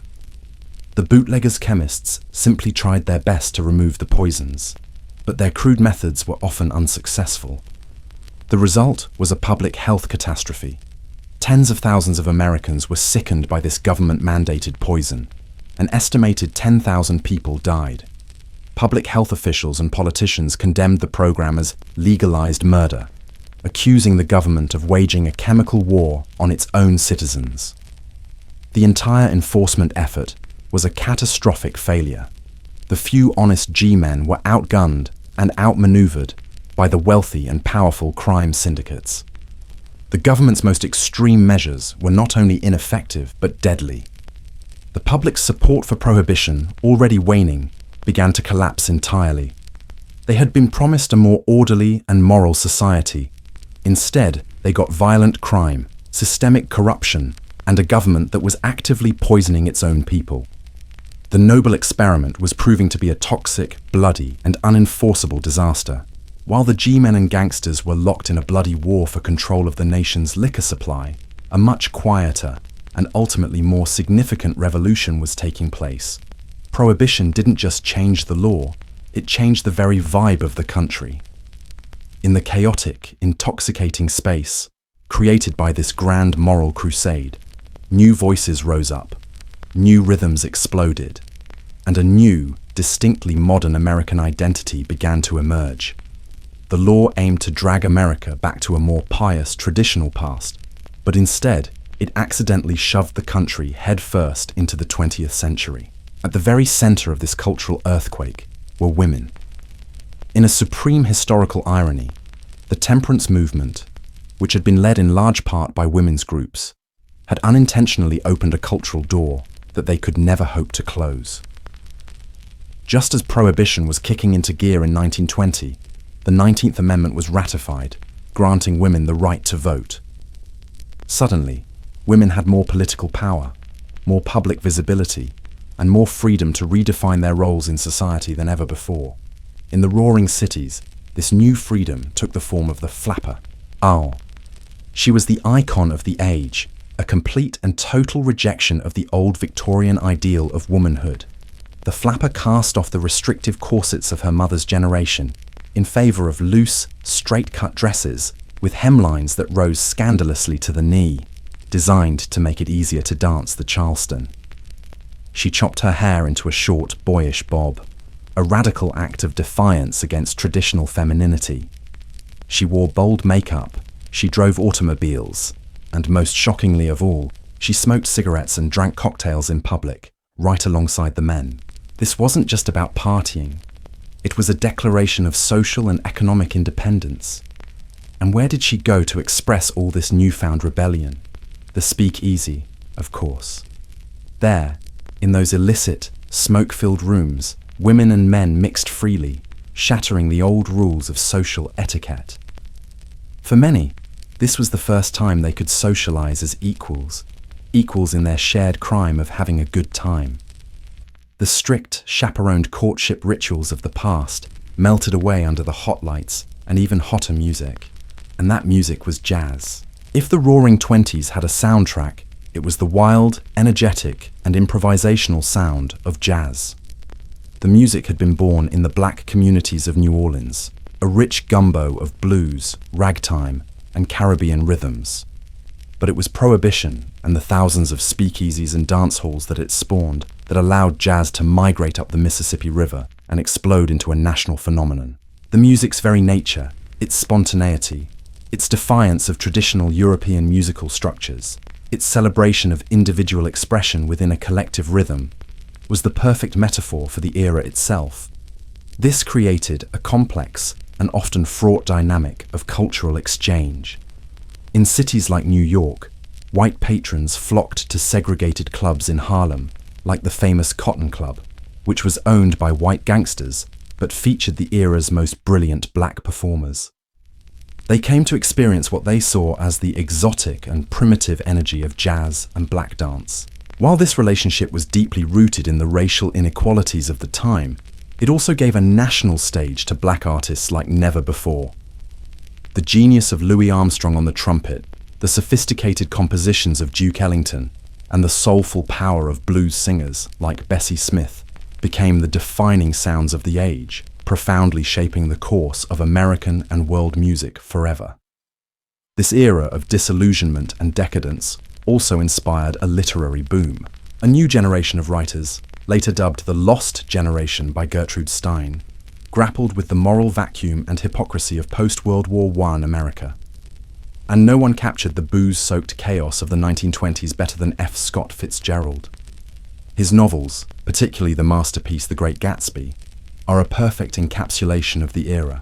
The novel's mysterious protagonist, Jay Gatsby, has built a fabulous fortune through bootlegging, throwing extravagant parties every night where the champagne flows freely, all in a desperate attempt to win back the love of a woman from the old money elite. Fitzgerald's work brilliantly dissects the glittering, glamorous, and ultimately hollow and tragic nature of the American dream, in an age where old traditions had crumbled, and the only thing left was the pursuit of wealth and pleasure. What had started as a movement to purify and clean up American society had accidentally sparked a decade-long party. In the vacuum created by the repression of the old order, a new, modern culture of rebellion thrived. Fashion became less restrictive, hairstyles became shorter, and for many, morals became looser. Prohibition had failed to legislate morality, but it had succeeded in unleashing a torrent of cultural creativity. It didn't purify the nation, it just made it a lot more interesting. As the 1920s roared on, fueled by bathtub gin and jazz, the nation seemed to be caught in a dizzying, decadent party. But every party eventually comes to an end. For America, that end came on October 29th, 1929, Black Tuesday. The stock market crashed, wiping out fortunes overnight and plunging the United States and the world into the Great Depression. As banks failed, unemployment soared, and breadlines stretched for blocks, the grand moral crusade of prohibition started to look less like a noble experiment and more like a foolish, self-inflicted wound that the country could no longer afford. In this new, grim reality of desperate poverty, the arguments against prohibition shifted from being purely social to overwhelmingly economic. The moral debate about alcohol suddenly seemed like a luxury. People needed jobs, and the government needed money. Legalizing alcohol again presented a powerful, common-sense solution on both fronts. Before prohibition, federal taxes on beer, wine, and spirits had been a cornerstone of the US budget, sometimes accounting for up to 30% of the government's total income. Now, with that revenue stream gone and income from other taxes collapsing, the government was broke, right when it needed money the most to fund relief programs. The argument for jobs was just as compelling.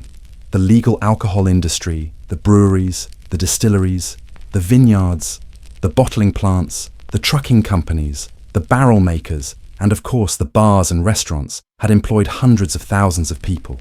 Repealing prohibition promised to bring those jobs back, creating a ripple effect through an economy that was on its knees.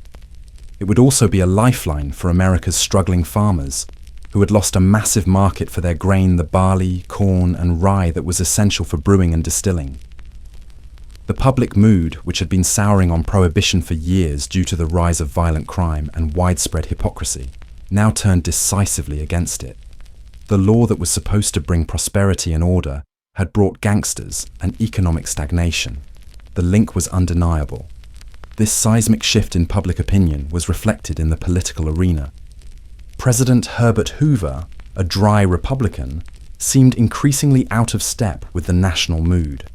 He continued to defend prohibition, famously calling it a great social and economic experiment, noble in motive and far-reaching in purpose.